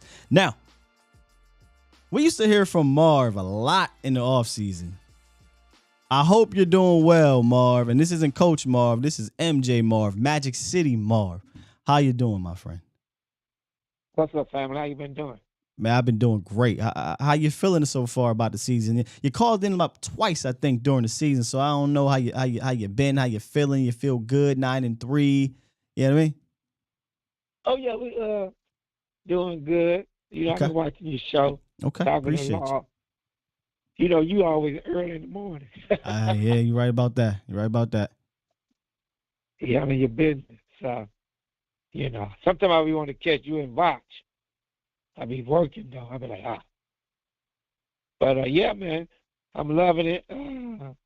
Only thing I be the one guy on the break. What's his name? What's the white guy's name on the break? Nick Eatman. Nick be pissing me off, man. Yeah, Nick Nick something else. He got animosity toward your boy, Boss Man. Oh, Boss Man? He hate Boss Man. Oh, do we? I'm like, all I hear, they complain. Like I was telling my friends and everybody on your show, one thing with Boss Man don't get burnt about 2 or 3 yards. Boss Man just got to learn, like you say, he don't got that much playing time. Mm-hmm. Once he learned to look back and judge the ball, he could knock down a lot of balls. His touchdown is like me and you, right? Like we hugging, and I don't knock the ball down. That's Boss Man. That's his problem. That's not. He needs some reps. He need to learn. He's running with the guy. Ain't nobody gonna really burn him. He be right with the guy, and don't knock the ball down. Man, who used to do that for? That sound Remember like 32? That sound like the dude that just got hurt too. Yep. When he first started, he was doing that. And then remember 32? They used to play for us. Unless you mean 24, you're talking about Woozier. Not Woozier, number 32, the corner. Orlando Scandrick? Before them. Yeah, Scandrick used to do that too. Scandrick was actually a solid slot corner, but he's going to be playing on a boundary, so he's going to get tested with some of these jump balls. And teams week after week are attacking not just Kelvin, Anthony Brown, but Kelvin Joseph too when he gets in the game. So, I mean, he's going to have to fix that situation. You know what I mean? And again, this is something that I saw in camp, bro. Like when they would do those red zone drills, if you go back and look, a lot of those highlight plays were being made on Kelvin Joseph. So, something's got to change. He got to learn to jump. I don't know about Al Harris ain't telling him, yo, bro, you running right with the guy. Ain't nobody burning you. You faster than him. Man, you got to jump up and knock the ball down. That's all he got to do. Well, and he'll become a stick. One thing you said, though. Now, go ahead. Oh, another thing. Now, I'm going to tell y'all something. It's going to be good for us. This is about to happen. Our pass rush is so fast. So, Bland is about to get a lot of more interceptions. And now number 7. They didn't throw in number 7, but they finna throw in number 7. Because the first read, they looking at number 1. They say, oh, shit, he's right with the guy. He's going to go and try to throw to 7 because he plays off the man. Wait a minute. So, number 7 about to get like 3 or 4 interceptions. Wait a minute. Watch what I tell you. Wait a minute. You mean to tell Marv? Listen to what you just said. You said teams are going to purposefully try Trayvon Diggs because Kelvin Joseph is on the other side? I'm telling you, when your man is covered, it's like I'm covering you. Say you're the quarterback, and I'm covering you. You're like, oh, shit, he's covered. And then they see number 7 off. They're going to say, I'm going to throw in number 7. Well, it depends on the coverage. I mean, it depends on the coverage. But Kelvin Joseph may be off, too. What if Kelvin Joseph's off? Kelvin like playing bump and run. It ain't about what he like playing. It's about what the call is. Marv, this ain't Madden. Yeah. You can't audible it and make him come up because you want him to come up. Yeah, but the good thing though, he's a good on coming up and making tackles. So when they used to run on the edge, that's gonna be stopped. Yes, and 26 can tackle too. So only thing now, because that pass was coming, is just like we say, he has to learn to jump. He's running with the guy. I'm like, man, jump and just knock the ball down, son. Stop just running and letting the guy catch the ball. Okay. That's his problem. That's his problem. All right, Ma. Appreciate you, Magic City. You too, fam. Take care. Good show, though. Love it. Love Everybody it hit them likes for my boy. Appreciate you, fam. It ain't a Marv call without something. And you know, maybe you're right. Maybe they'd be like, you know what, we not gonna try this second-year player that's been getting smoked all year. We gonna try the All-Pro. I wouldn't do that. Kelvin gonna have to prove to me that I'm going elsewhere. I don't give a damn if he's covering them or not. You know what I'm saying? Magic City Marv, gotta love him. My Reading brother, how you doing this morning? Buenos días para ti, tu familia, y para la nación de los Dallas Cowboys. How you doing, my brother? I'm good. Look, see, what they don't know about Reading is heavy Hispanic there. Heavy. They don't know about that around here, though. Oh, yes. Okay, I wanted to say you aced it on the film work. Every point that you put, my brother, it was solid. I mean, like everything, especially the play when you said about when Tony Pollard, when they brought him back on that comeback route. Tony Pollard's not that type of receiver. You know what I mean? And if they was going to do that, when they had Short run that long route, where they should have just brought him in like in a hook in, like, you know, like a hook sort of route where he can like run right behind him as he's going down the field. That could have worked better than that comeback route. Yeah, to me. 100%. Yeah, exactly. You know, you definitely was on point. And also too, what you were saying about Tyler Smith. Yeah, he's playing. I mean, that's what I was saying. Remember when I said that for you to check when you went to your film study, because he's been doing a hell of a job for us. We can't ask no more from that young man. I tell you this, brother. You know, Tyler was struggling right over the last 3 weeks, and maybe it was kind of having all these games back to back or what have you. I wrote on Twitter, this was a great bounce back game for Tyler Smith, and I would say it's arguably his best game from snap to snap. This might be his best game of the season, man. So that was encouraging because that was against a good pass rusher. Oh yeah, and then remember, because you was at the practices and stuff.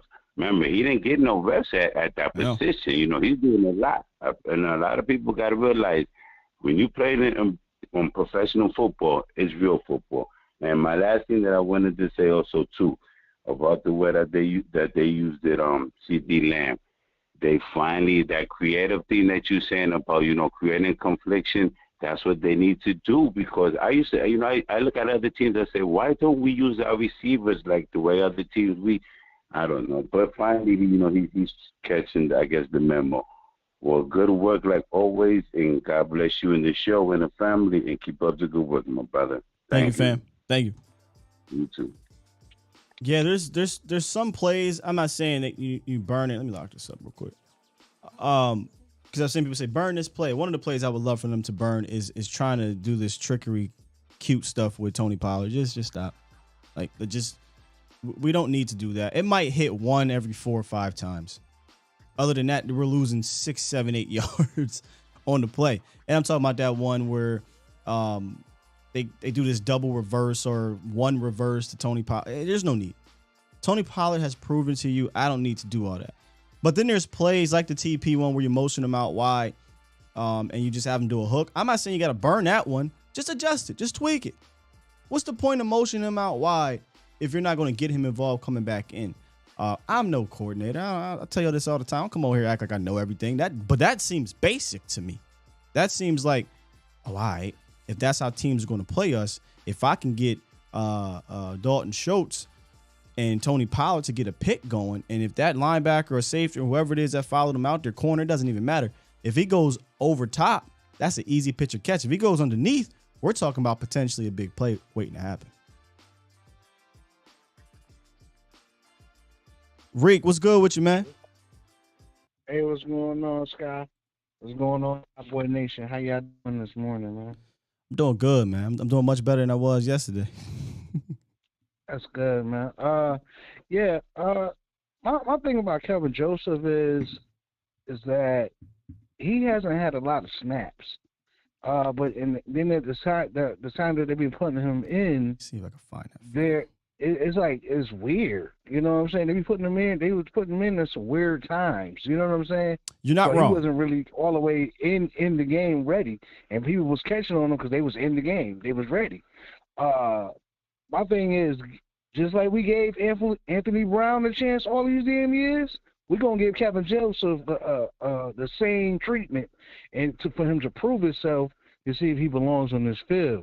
And I really believe like this dude is gonna step up to the challenge because he knows that he's not gonna get pulled off the field every couple plays. He's gonna be on the field, so he has no choice but to be on the island by himself to bring out that inner dog that we know he have. We know the dude fighting off demons because I was just about to say of the situation is his off season situation.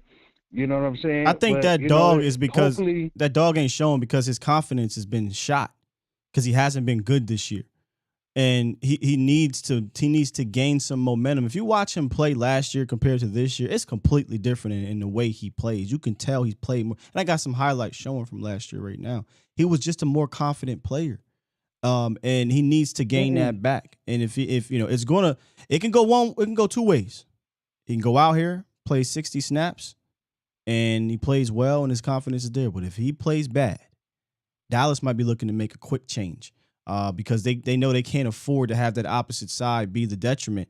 And if it's going to be worse than AB, Dallas could be in trouble in the playoffs. That's it. We've been rolling with AB ass for years. And he's been staking up the joint. And he finally did this thing last year, for the most part, that was his best year last year with us. Right, but I'm saying if he's worse. I said if he's worse than AB, the Cowboys could be in trouble if he's worse. I don't think Kelvin Joseph is going to be worse. The reason I don't think he's going to be worse is because we know that the dude has an attitude. We know he has an inner dog. That don't mean nothing. The dude likes to tackle. That don't mean nothing. Having an attitude and dog and all that shit don't mean nothing because he's been in there with the attitude and dog and he's looked bad, right? Like at some point. How many snaps has he got? He hasn't got snaps. That doesn't matter. How many snaps did Deron Bland get when he was thrown in there right before the Washington game? How many snaps did he get? Let me tell you. 0. And Deron Bland went in there and played a hell of a game and had an interception. So the dog and all that stuff means nothing if you don't go in there and play well. That's all I'm saying. Kelvin Joseph has to go in there and he has to play well. And I think he has to play well right away because they can't afford. And that's why they said he's going to get the first opportunity. They are looking to get other guys opportunities if Kelvin Joseph doesn't step up to the plate now. I think we're going to see Boss Man Fat in a couple of weeks, man. I think I got confidence that this dude is going to step up. I do. Right. You know what I'm saying? And you know how I feel about people like, you know what I'm saying? If we've been riding with LBE and Brown all this damn time, I don't see why the hell they shouldn't give that boy a chance. So that man. You got confidence because anything but Anthony Brown is basically what you're saying. And I said this at the top of the show. If you have blind hope, if you have blind hope from it, that's fine. I'm not looking at this with blind hope because I've seen him play this year. I've watched the tape and I've not been impressed. I watched him in camp. I was not impressed. I was discouraged because of what I saw last year. So I'm not going into it with that same blind hope, right? I'm going into it as you got to prove it to me. And once you prove it to me, then my confidence come back because I'm not going to sit here and fake it to y'all. I don't have this fake bravado confidence in Kelvin Joseph because he hasn't given me confidence to be real about. That's just facts, bro. This is real. I get where you coming from, but where I'm coming from with it is that give this man the opportunity. Give him snaps to where he ain't got to look over his shoulder. He ain't got to look over his shoulder no more. We ain't got to wait for AB to catch a concussion or be sick or, you know what I'm saying? I want to see that this man get full snaps and see is that going to carry over? You know what I mean? Because he's going to get burnt a couple plays. But if I want to see the hitting, the tackling, you know what I'm saying, that attitude. Now, if I get to see that out of him, I think he's going to be all right because I just got faith. I got faith in the brother, man. I got faith in him, man. Is it blind faith is what I'm asking? I really believe his skill set is going to show if he has, now that he knows that he's going to be the guy. Now, if he knows that he's the guy and he doesn't show up, Let's put somebody else in. I'll totally agree with you on that one, Scott. So but I just want to give this guy a chance did he do his thing. Right, but did he not have a chance in preseason and training camp and then the snaps that he got? Like, what's the difference between him and DeRon Bland? DeRon Bland didn't catch a body over the summer.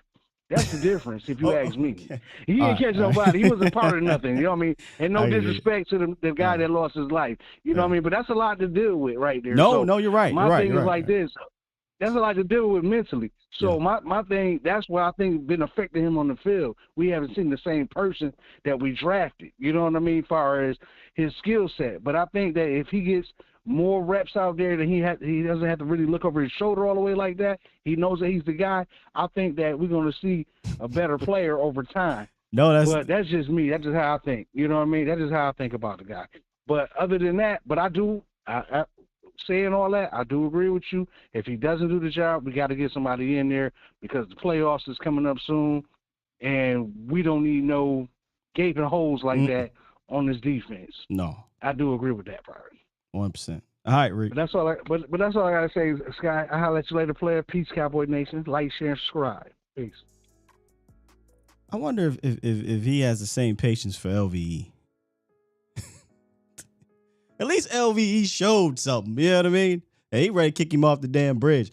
But listen, I'm sorry. I'm being hard on him because I feel like he need that. Like, yo, step up, man. It's your time. Let's do this. You're a second round pick. But I did mention that at the top of the show that mentally that probably is a factor. You know, that probably is some type of factor. When you go out there and that happens, somebody dies, that's on your conscience. But then it looked like maybe we were seeing something with his role. He got comfortable in his role on special teams, and then they threw him out there to play cornerback, and it was like he looked like a wide-eyed rookie.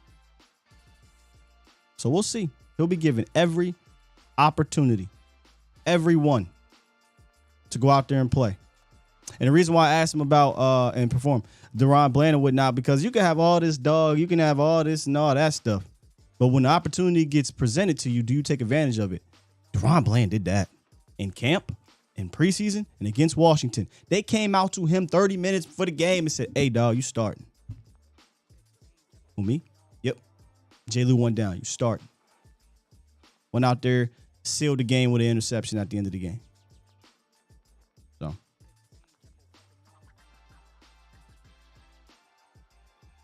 L. Gene, what's goody? What's going on, Scott? How you doing, man? I'm good, brother. How are you? Oh, man, I'm blessed, man. I can't complain. I'm alive, man. Indeedy, man. What you got for the show? One thing I did notice is, I'm not sure if you spoke on this, but Anthony Barr seemed to pop off the screen, man. Yeah. And I think that's another piece of the defense. If you can unlock that part of his game, which I thought that's what they brought him in for anyway, was when I remember him from Minnesota, I remember him coming off the edge as a more of a Russian linebacker than a linebacker coming downhill at the point of attack. So he jumped off the screen to me, and maybe that's just from him getting healthy, or maybe he got a chance to watch the scheme from the eye in the sky. But if you can get that guy playing like a portion of what he played at in Minnesota, that's just another weapon that you got on this defense, man. That's just gonna reap good rewards, especially in the playoffs. But I really wanted to talk about Kellen Moore, man. I'm one of those guys. I've been hard on him too, you know, because I didn't think he had that run the ball mentality as my boy West Coast. Shout out to West Coast and shout out to Boss Cowboy running the ball. But he showed you this game that, you know what, when Dak doesn't seem like he has it, you turn around and you hand it to your backs, and they're going to get yards. And then you work off those play actions. Right, settles them down. And is it me, or does Dak always seem like he's just like either high or just off to the left in the beginning of the games? I don't know. It just seems like he's always high in the beginning of the game. and in the second half, he's more accurate. I don't know if that's something that you've seen or. I don't know about the exact position of the balls, but clearly in the first half of the games, that's where all the interceptions are. It's a strange phenomenon. It's weird because on one hand, I'd rather you not throw these picks in the second half, but also rather you not throw them in at all, period. But yeah, in the first half, that's where we got 6 picks this year. Or since he came back, I think all 6 of them are in the first half. Or all of his picks, period, are in the first half. It's strange. I think Romo had that problem where in the beginning of the games he would always. Well, Romo. He was. Yeah, I think Romo had that problem. Romo was throwing them things in the fourth quarter for quite a bit, and then he figured it out. Yeah, he was. He figured it out towards the end of his career. Yeah, he started to figure it out. He became more of a cerebral quarterback, and I think that's what's happening to Dak. Dak is he's a cerebral quarterback. Hold on. Look, he changes play. That is an interesting philosophy that you're saying that he's turned into more cerebral. He is more cerebral by just natural him growing as a quarterback, but I actually think he's going it's the inverse of Tony Romo. Tony Romo was a gunslinger. Like Tony Romo was throwing 19, 16. Like he was throwing picks all over the park his first few years. And then I think you saw Tony Romo say, all right, let me pick and choose my spots of being a gunslinger, where I think it's been flipped. Dak came in and was more of a manager, and now he's kind of turning into more of a gunslinger and then having to kind of check himself to get back into manager mode. I think it's the inverse happening right now. Right. And I'm happy because Dak, he just looks like he's in total control of that offense, and that's what you want come towards playoff time. But I do want to say this, and I'll leave it at this. This is probably going to be the best season for Dallas to actually make a playoff run. Like everything is set up for them. The one team that really, really bothered me was the San Francisco 49ers, and they just lost their quarterback. Yep. If they didn't have Jimmy Garoppolo last year and they had this Purdy guy, we beat them. Jimmy Garoppolo didn't play well. He didn't play well. I was about to say. He made enough plays. He didn't play well, but he made enough plays to win that game. Dallas could have beat them with Jimmy Garoppolo, bro. They could have, but with a rookie quarterback, you put a rookie quarterback in playoff time, man. But just off of what you said, last year Dallas could have beat them with Jimmy Garoppolo. This year's a bit different. I still think they would have beat them with Jimmy, but I think without Jimmy and this Mr. Irrelevant guy, like, come on, man, it's the third string quarterback. That I don't think that can happen, bro. Like, I don't think they can go on a run. That, and then you got Philly barely beating us with a backup quarterback. Now you're getting all your guns together. You got Tyron coming back. You put 40 on Minnesota. Tom Brady is struggling against Andy Dalton. Like, if you don't make a serious playoff run here, man, I don't know what to tell you.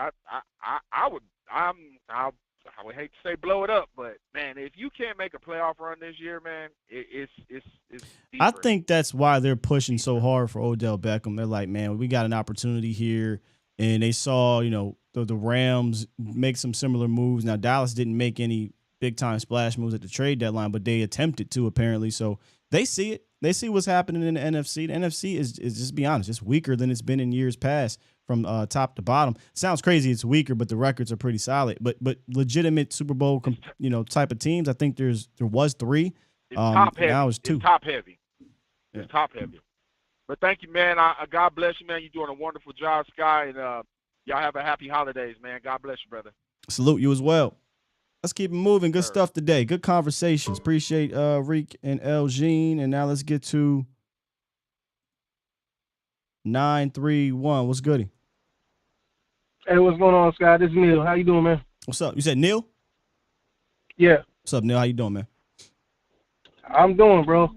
I told you I wanted that Roman Reigns drop, the acknowledge me joint, whenever people start talking about Dak, whenever they see what's going on right now. You sure did. You sure did. Let me get that for you. I got you. Go ahead. But I was wondering, because I'm off for work a little bit early. Got to take care of some stuff, but I saw that you was live, so I caught the show a little bit late. Have you spoke at all about people talking about this Trayvon getting burnt by the special teams wideout? Actually, I haven't. It really wasn't that big of a deal to me. It was a great play by Matt Ryan, and Trayvon Diggs felt like to me he got bored. I think they seen something on film. If you guys remember correctly here, the last time, if I'm not mistaken, I could be wrong, but I don't think I am. The last time Trayvon was really, really tried in the red zone was against Washington, and that was a long time ago. So that was last year. He got bit on that fade route. I'm talking about earlier this year. They tried him, and I think he got a pass breakup, almost an interception. I think that was. I remember. Yeah, I think they deliberately saw on film like, oh, he's getting low to sleep over there, and when he gets bored, I think Trayvon wants to try to be a part of something and put a great pump fake on his ass, and he got beat. Just a great play by the offense, man. It is what it is. I'm not tripping about that. You know what I mean? Like Trayvon is still locking dudes up this year. Yeah, I was, and that's the thing. That's what I was trying to, because I'm trying to remember if it's like, because there's two different types of cornerbacks. I think it's like the in phase and out phase, where the in phase are the ones that's actually paying attention to the wide receivers, watching their hips and all that. They're actually following the wide out. Whereas the out phase are the ones that's actually, they're more or less like using their peripheral to keep their eye on the wide out, but they're more or less concerned with what's going on with the quarterback. And like everybody is saying that the wide out is the one that beat him. Trayvon beat himself just because like Matt Ryan he was like because like Matt Ryan is typically a single read person, and like he doesn't do much with the ball. Like if he sees that dude is going to do something, he's going to throw the ball, he's going to let it go. And he saw something and he decided he wanted to let that pump fake go, and Trayvon was like, oh, he's about to go, and that's what he went for. Oh, Trayvon beat himself. I think that was scheme, bro. Like, I don't think that was kind of just made up in the middle of the play. I think they said, all right, we're going to put Dulles or whatever his name is over there. And think about this for a second. If you Diggs, we're humans. You ain't been tried in the red zone. They put Pittman and Pierce on the other side. You probably like, man, he ain't coming my way. So I'm just going to look at the quarterback. And if he runs this slant, I'm picking this motherfucker off because I'm getting bored. I'm just be honest. I mean, he's probably bored.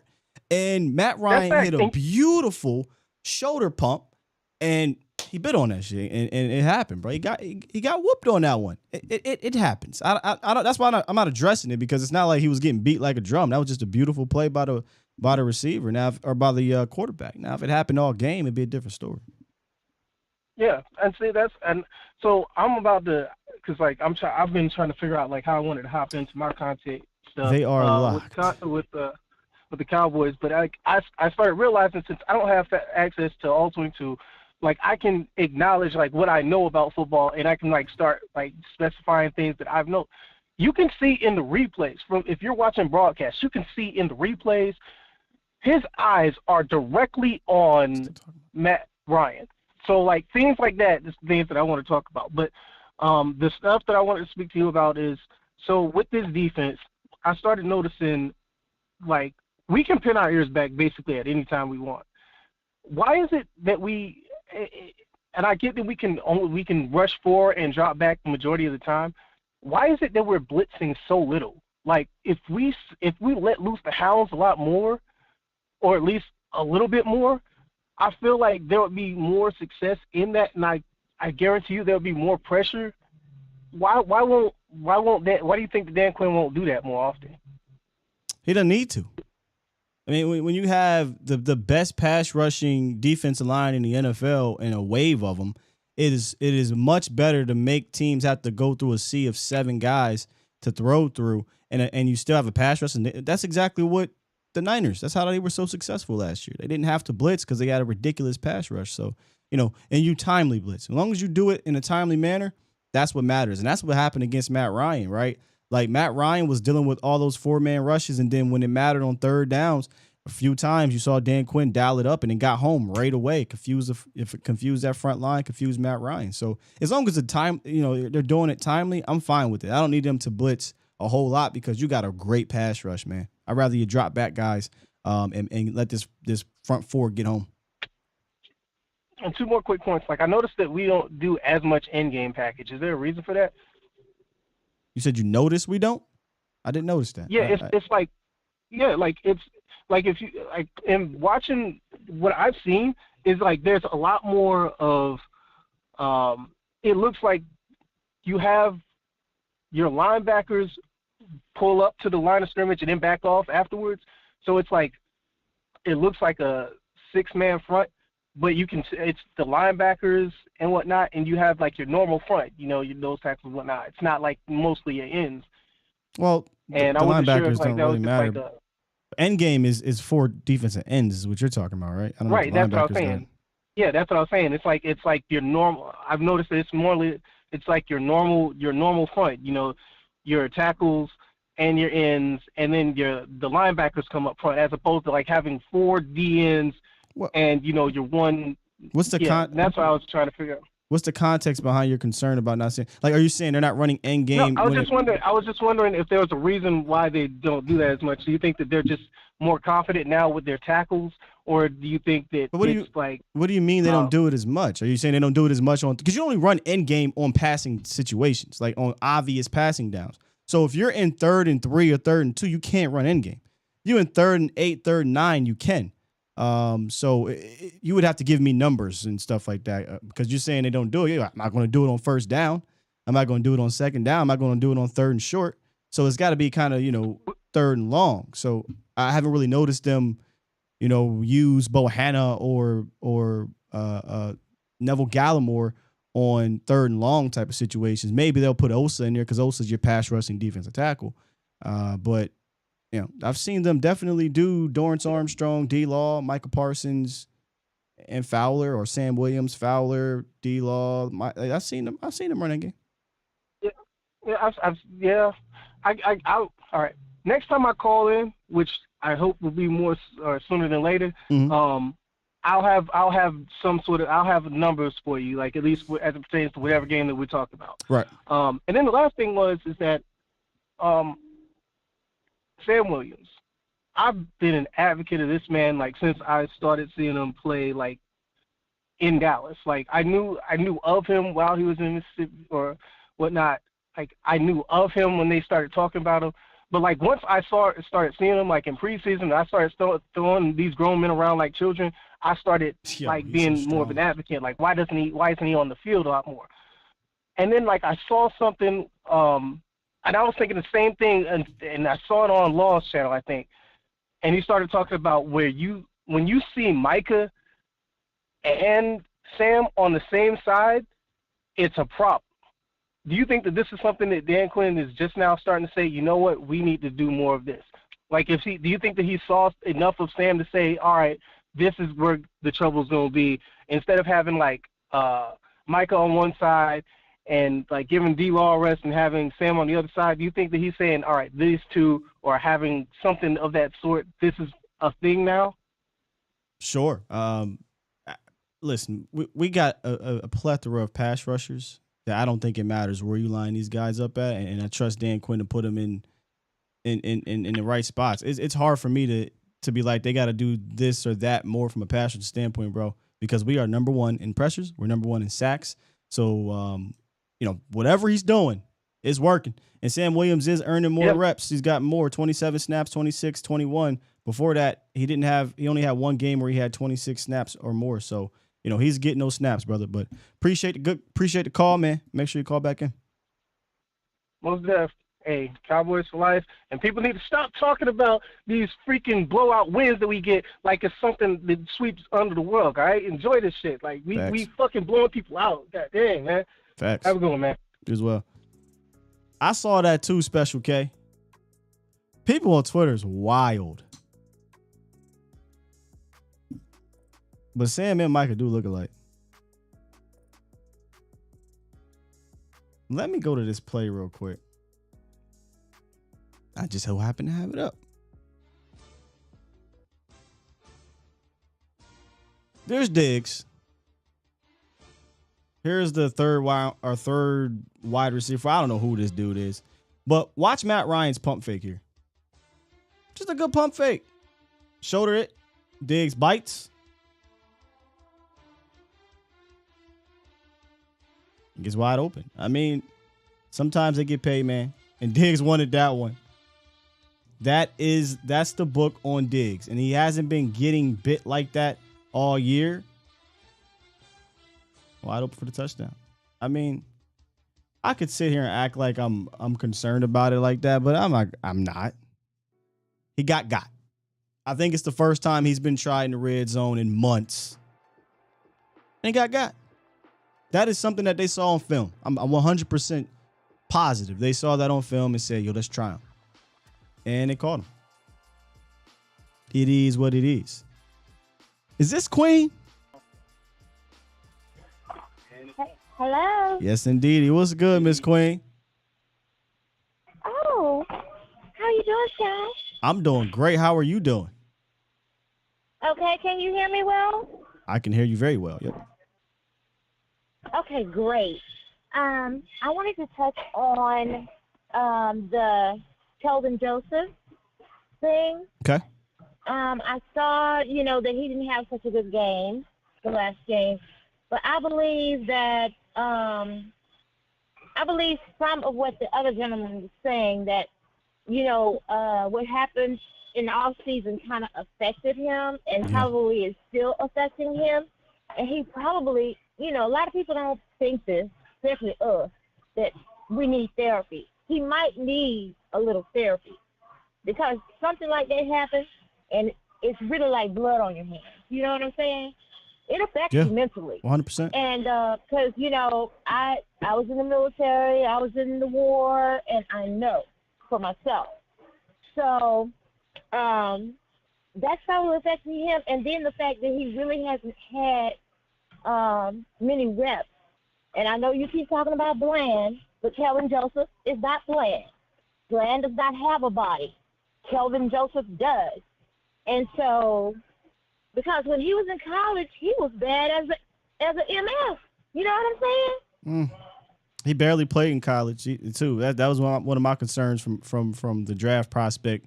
From the jump, right? Yeah, he didn't get a lot. He played in like 15 games in college, and they took him over the other cat in L.A. who was actually not having a great year, but nonetheless. But go on. Yeah, well, he played a lot better in college than he played the other day. And last year, he played a whole lot better than he played the other day. Mm-hmm. A whole lot better. Don't you agree? That's the reason why I'm disappointed, is because he played so much better last year than he has this year. And the argument that the mental aspect of what happened is legitimate, which is why I brought it up earlier. But what we're saying is that him playing more is going to help his mental from catching a body in the summer. I don't know about that. I just truly don't. I don't know if him playing more snaps is going to be the deciding factor of him getting over what happened in the summer. I think him getting over what happened in the summer is going to be something that has nothing to do with football. Now, football can be his therapy, and if that's the case, he's been playing football, right? And when he's gotten those opportunities, he hasn't been able to step up to the plate just quite yet. Now, if the argument was him playing more snaps is going to help him develop as a football player, I'm with you. But him playing more snaps to help him to cope with what happened in the offseason, I can't get quite behind that, because he's played this year on special teams. He's been in the locker room. He's been in the film room. He's been in all of that, and he still can't get out there over AB. And even when he does get out there, he hasn't been that great. So more snaps, development over more snaps mental. No, more snaps for development is what I see. You know what I'm saying? So, I don't know. I believe that it should be more snaps for the development for him. Yeah. And he hasn't had that many snaps this year. And I'm not saying to give him more snaps to improve him with his mental. No. But his confidence needs to be built back up. It does. I agree. It really does. Because I feel like he's lost some of that. And I wanted to say also that Mike McCarthy has seemed to grow some new balls. Don't you agree? Yeah, I said this a while ago, actually in the offseason, when he went on air and defended himself. I said, well, maybe he's not as unsullied anymore. So, Mike McCarthy's definitely grown into his Dallas Cowboys skin, and he's very comfortable here. You can see it in the media.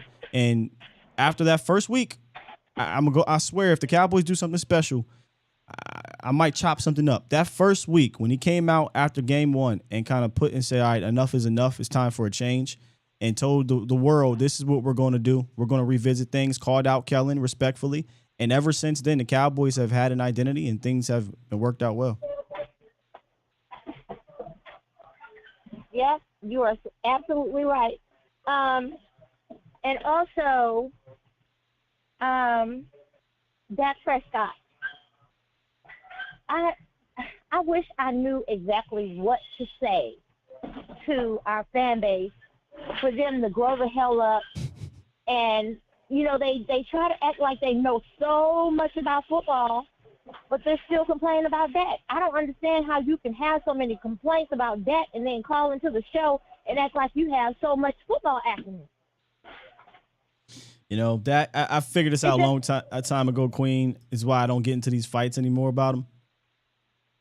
He's going to have to win a Super Bowl or get to one. Other than that, it doesn't really – it's not even worth fighting anymore. It's clear as day he's a really good quarterback, but end of the day, it's about what happens at the end. And that means if he doesn't win a playoff game, nothing's going to change, man. So I don't do that fight. Okay, I'm going to say this last thing, Scott.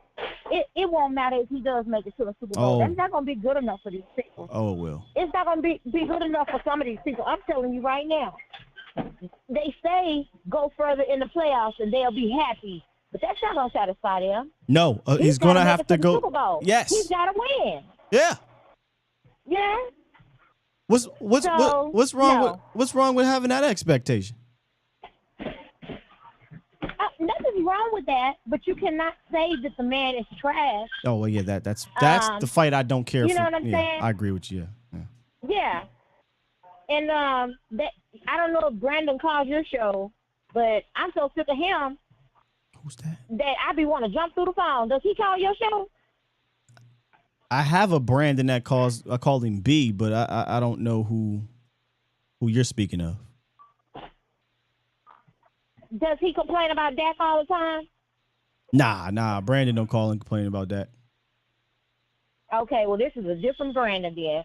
Okay, but he calls in the law show all the time, and he cannot call and make a comment about anything unless he's, saying negative things about that. So if he calls your show, just hang up on him.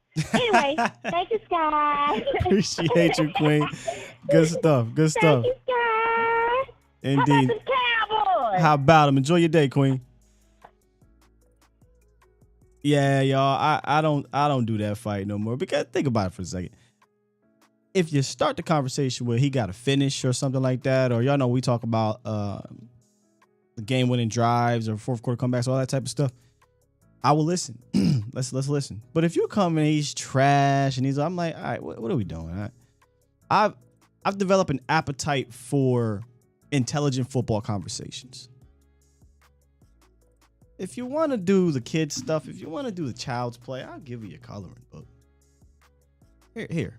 Go over there and color with those weirdos and these nuts and whatever his name is and all them people. Here, man. Cool.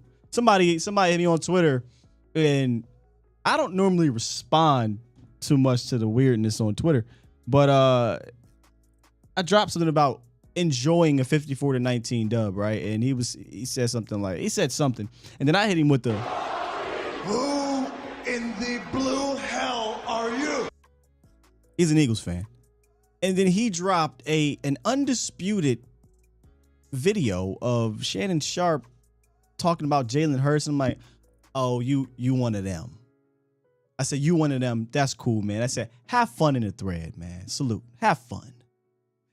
He wouldn't know what I was talking about. I should have said, here, bro, have fun, man. Enjoy the tweet. I don't care for that, man. I'd rather have an intelligent football conversation.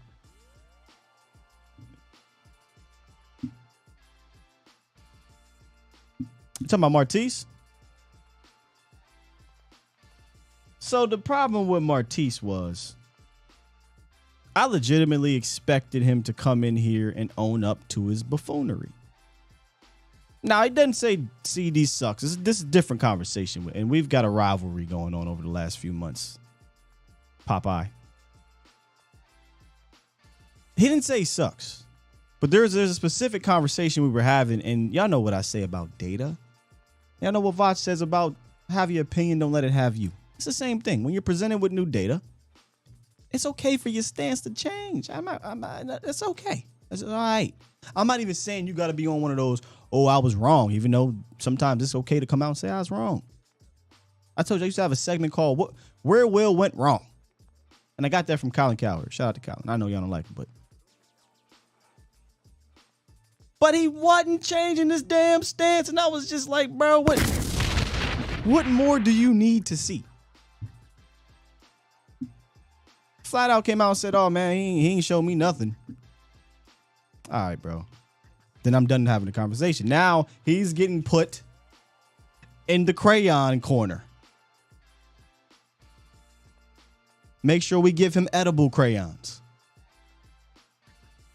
I'm done with that.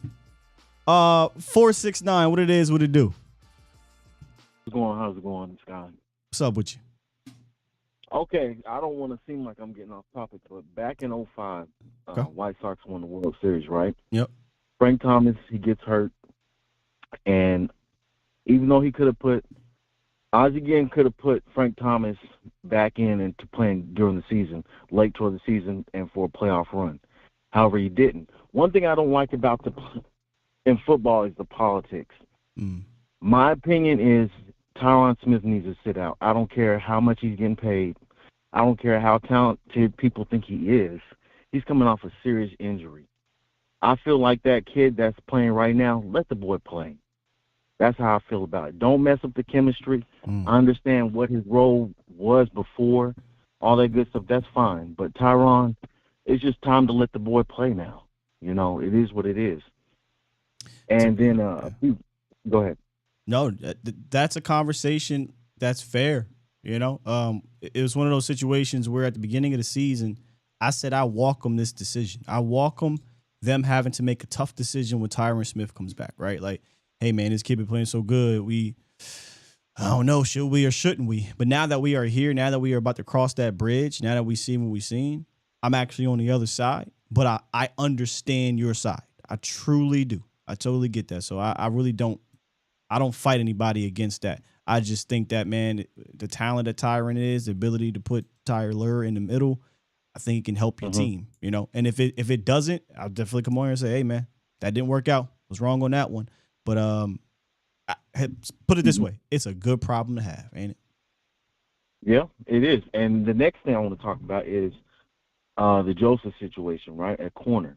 You all might not like this, but in the NFL, players make changes. You know, with Jimmy Johnson, he made a change. He changed, Nate Newton into an offensive lineman. We can do the same thing with McQuamu. I feel very strong about McQuamu and his covering skills, how aggressive he is as a player, a tackler, things like that. So I feel like we should put him at corner. Even though it may expose him a little bit, I don't think he'll do as bad as Joseph would. I feel like McQuamu's on-ball skills are just better. And maybe that's just my opinion, but that's what I've seen from McQuamu. Also, go ahead. Yeah, McQuamu used to be a corner, so it is an interesting thought to put him there. But I think McQuamu is kind of break glass in case of emergency. I think they're going to go Kelvin.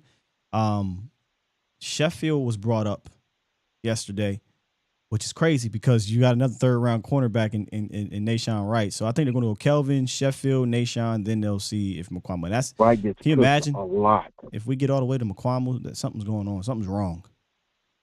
Wright gets cooked. I'm talking about he gets oof. He didn't have a good preseason, but I mean, at the same time, Kelvin's not having a good regular season. So somebody got to step up. Period. I don't care who it is, bro. Somebody has to step up, and Kelvin Joseph has the first opportunity to do it. Last two things. Turpin, I wish, if you're listening to this, Turpin, I wish you would stop hesitating when you're carrying the ball. The best, if you look at the history of the best returners, they immediately when they get the ball, they're on takeoff. They see that seam, and they're gone. This is the pros. And the reason why he hasn't been able to return like he needs to because he keeps hesitating. Just run straight up the field, past these defenders who are coming towards you. Learn the laws of physics, and you got it. You'll be able to go touchdown galore. And then the last thing, I'm going to need these listeners to put some respect on Malik Davis's name, because he hasn't been getting no love in the media. I'm sick of it. It's tough though when you're the running back 3. You know what I mean, not getting too many opportunities, but when he does get those opportunities, man, I feel like, at least here, I don't know about the mainstream media. You might be right, but we bring him up and we give him some love. But it's hard because Tony Pollard and Zeke are playing good ball. I understand. Yeah. Hey, all man, right, excellent call, brother. Appreciate you. No problem. Yeah, one thing I didn't bring up, but I did notice during the game is that wasn't Turpin's best day as a returner. But outside of that, it's hard for me to really be upset with his production as a returner. I think he's like top 5 punt returner in the league, or maybe number 1. He might be the number 1 overall punt returner in the league from a return standpoint. But his kickoff returns were really weird against Indianapolis. But I feel like I'm out. Listen, that's another thing I ain't worried about is Kevontae Turpin figuring things out from a return standpoint. He gonna get one. He'll break one.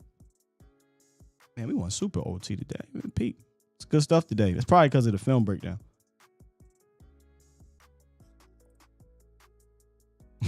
Special K. Yeah, I ain't got no advice on Turpin. Yeah, he's a beast returning. He just has to get one. Once he get one, I guess he'd probably lay off a little bit.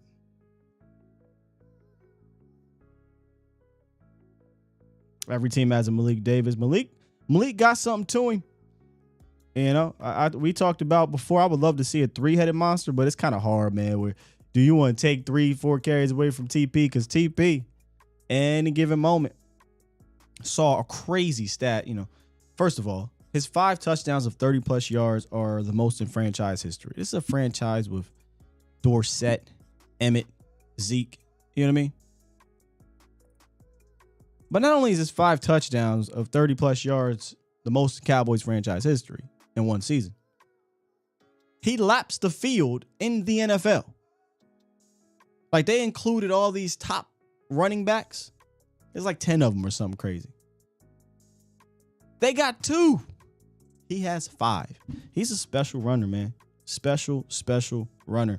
And it's hard to take those dudes off the field unless it's a blowout. That's about it. You know, when you get up like you were up against the Colts, and yeah, Malik Davis is going to get his rock. Or if Zeke is out, then Malik Davis is going to get his shot. But for the most part, you want to see TP get his 15 to 18 touches. You want to see Zeke get his 15 to 18 touches. That's kind of how it got to go. Unless you're blowing him out. Yeah, somebody said low-key King Woods, low-key a 4-headed monster if you count CD with the jet sweeps. The back-to-back jet sweeps, I looked over to Jesse and was like, run it again. I said, put Turpin in though this time. Run it again. But yeah, that was kind of cool. All right, let me get to finish up these super chats, and we're going to get up out of here. Good stuff today.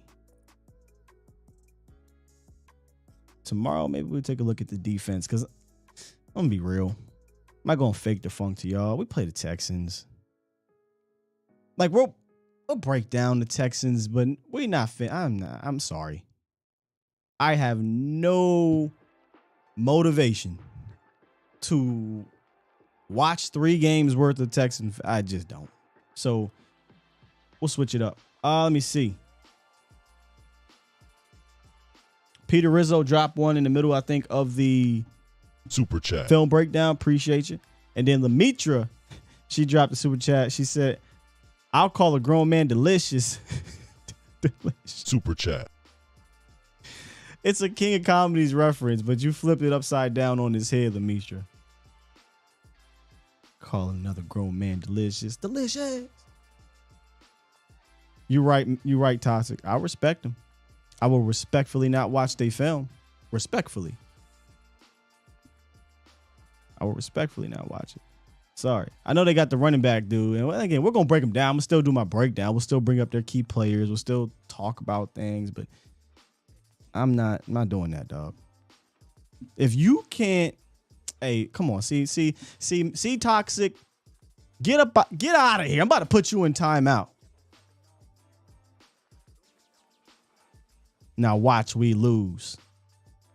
Listen, if the Cowboys lose to this team, y'all better not bring up the Super Bowl word ever again. But I don't see that happening. Come on, man. Have a little bit of faith. A little bit of faith in us, Toxic. God damn. The Texans. Well, you about to get me to go angry, Sky.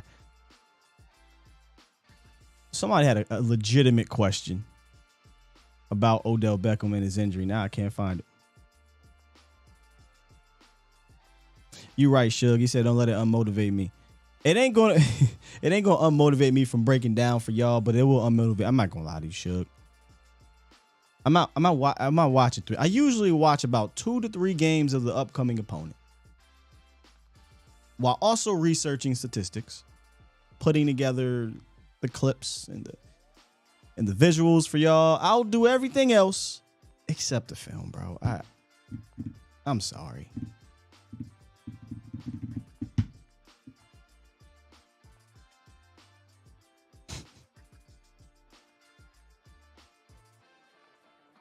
Should we sign Odell Beckham if he isn't playing this season? Was the question.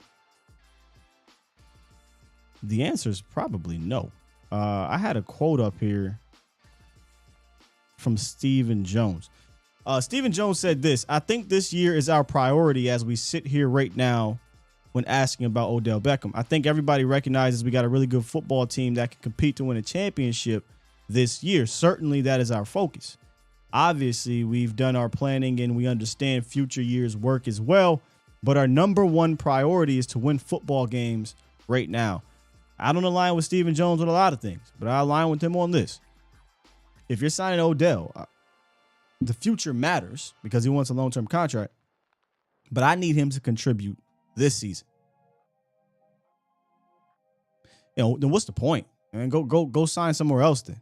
If you can't contribute anything this year. We'll deal with the position in the offseason.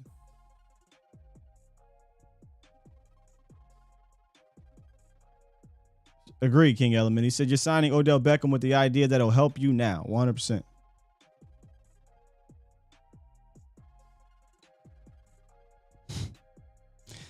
Texans had the Eagles on the rope, Sky. You're right.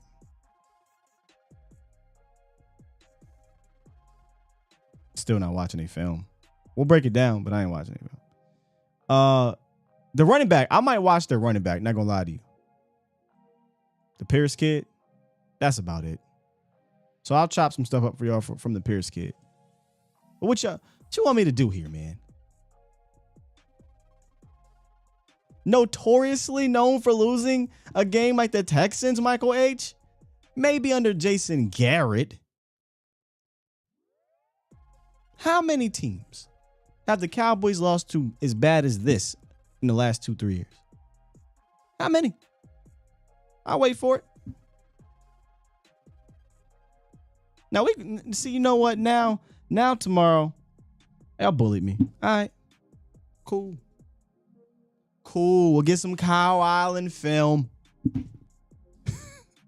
We'll break down the 1-10. We'll hop into the film room for the 1-10-1 Texans. If you don't beat these boys, and I mean beat them, we got bigger problems. We got bigger problems, man.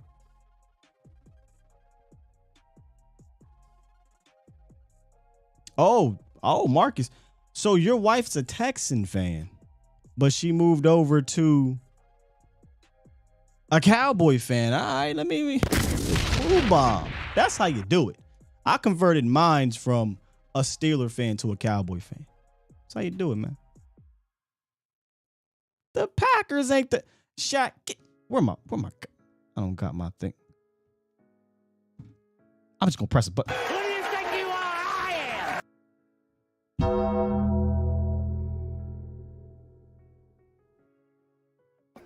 What you just said. Nah, I ain't gonna do that to you. Jose says Sky finna take the next 2 days off. A little bit. I'm not taking a day off. We ain't gonna bring out the TV. I'm not gonna do that to y'all. Oh, no. No, we're gonna still have a quality show. We'll break them down. I just don't like being in there watching Kyle Allen. That's all I'm saying. All right, let me get out of here. Appreciate y'all for joining me this morning. As always, good calls, really good conversations today. Hope y'all enjoyed the film breakdown. Leave the buttons alone. We got Mo coming back on later tonight. A to Z Sports Prime Time. I'll be back on later with Vach over on the Vach Lombardi live show. I actually got to reach back out to them. Do me a favor. If you enjoyed today's show, if you enjoy what we do here, if you want to be a part of this community, just hit that like button. But you also got to subscribe if you really want to be a part of this community and cut up with us in the chat or with them in the chat. But I'm a part of the chat. I'm just not in there typing, but I'm a part of it. You can do so. And for those who don't, that's cool. I appreciate y'all just as much. It's all love this way because y'all show me love. So thank you very much. If you want to keep up with me on Twitter, where I don't really dive into all of the nonsense on Twitter. Listen, I'll acknowledge nonsense here. Y'all know that. But on Twitter, I'm just like, listen, 140 characters or whatever it is, it ain't enough. You know where to find me if you want to really have a conversation. But I actually drop a lot of things on there. In fact, I don't have it pulled up, but like I told y'all before, when I do my film stuff, I go there first and then I come on YouTube the next day. So that kind of might inspire me to get Vach is telling me to get a Patreon. So maybe I'll start pushing that soon. But if not, hit me up. The Twitter's right there on the DFW Turf ticker at Skywalker Still. Holla at your boy. I will see y'all later today. Good stuff. It is two different shows, King. I don't try to give y'all two different skies, but a little looser over there. The Negans come out over here. I'm done. Like, yo, we out. Peace.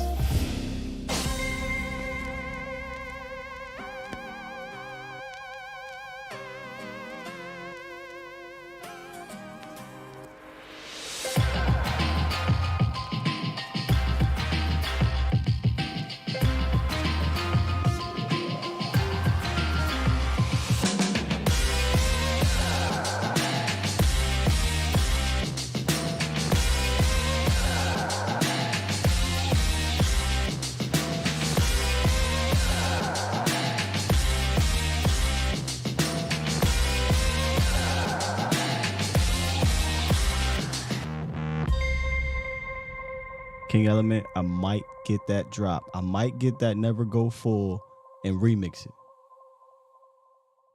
Bomb Squad!